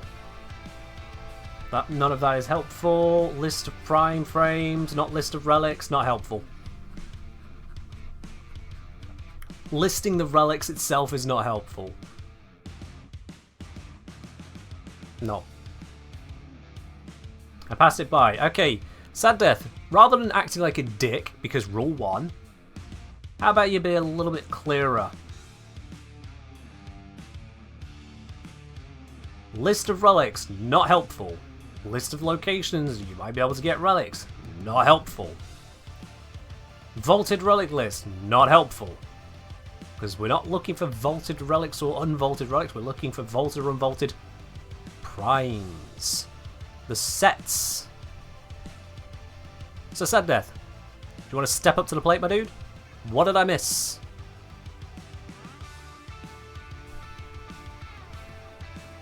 I'm scrolling. Also trying to keep an eye on chat at the same time, so yeah, I may miss something here. But it ain't leaping out at me. Oh, I thought you were looking for vaulted and unvaulted relics. Ah, you see, I was specifically going through the vaulted or unvaulted frames. But sure, Keck W. You missed it. You missed the context. And on that note, before Sad Def makes any more of a fool of themselves, I think it's about time we do the Platinum giveaway. Let's close those entries now. Let's see who's going to win it today. There's 120 of you in it today. Interesting, interesting. 120, which means 1/5 of the people watching recently. Oh, we've dipped a bit below 600, but about 1/5 of the people here have actually entered. Fair enough. I mean, some of you don't want it. That's fine. I can't force you to join a giveaway. That's how it goes. Let's see, out of the 120 you've actually taken a ticket, which actually, just by the way, is a normal number around here. The winner today, isn't he going to be Predator Queen? Predator Queen, congratulations, you are the winner today. That is 75 Platinum coming along your way indeed. I hope you spend it wisely, Predator Queen. There you are, it said wow in chat. I know, sometimes it goes to someone whose very first message is a ticket. Sometimes it goes to someone who's been here for a while. Today, you are the winner. I'm just going to send you a very quick hi whisper. There we are, Predator Queen. So if you could just respond with your username and platform, make sure we definitely got the right details there. I'll get that platinum sent on over to you, Predator Queen. Congratulations on that. Maximum saying, don't want to accidentally soak up my luck for next Prime Access. Valid. Valid, I'll give you that. Right then. Alrighty then. I think it is about time for us to raid on over to another part of the community. I did continue on a little bit longer for those of you who came over from Gnoma. It felt like, considering I hadn't yet announced an end point at that point, it felt like it would have been unfair. Hasn't come through? What? This happened with the last person I sent a message to. I had to resend it. Okay. Why whispers no worky? No, Predator Queen, I can definitely see the whisper. I can definitely see the whisper I sent you that says hi. I'll check it on another chat panel. Actually, it says I've sent it twice. Somehow. I think Twitch is breaking. No, sorry, I think Twitch is broken. Whatever. Anyway. You're on mobile. Oh. Predator Queen, you know how to send messages on Twitch, or if you don't, now's a good time to learn. Send me the message on Twitch. I just need your Warframe username and platform, get that sent on over to you. Worst case scenario, you have to sign in through desktop somewhere somehow. You'll figure it out. Somehow. DMs have got to be there somehow. Surely. But please do send it through Twitch, just so I have definite validation there. In any case, everyone else, let's raid on over to another part of the Warframe community, because we're not going anywhere. I am. You know, I've got to sleep. But you lot, you've still got a load of Warframe out there to enjoy. Let's see, who can we raid today? Eeny, meeny, miny, mo. Where to raid? I don't know. We can go to Pupska. We can go to... I don't even know who that person is, but they're high up on the rankings at the moment. Smoky Baked Up? Never heard of them. We can go to Asian. We went to Neoness on Sunday. Don't want to overdo that. Gotta spread the love. You know what? It's been a hot minute. Let's go, Pupska.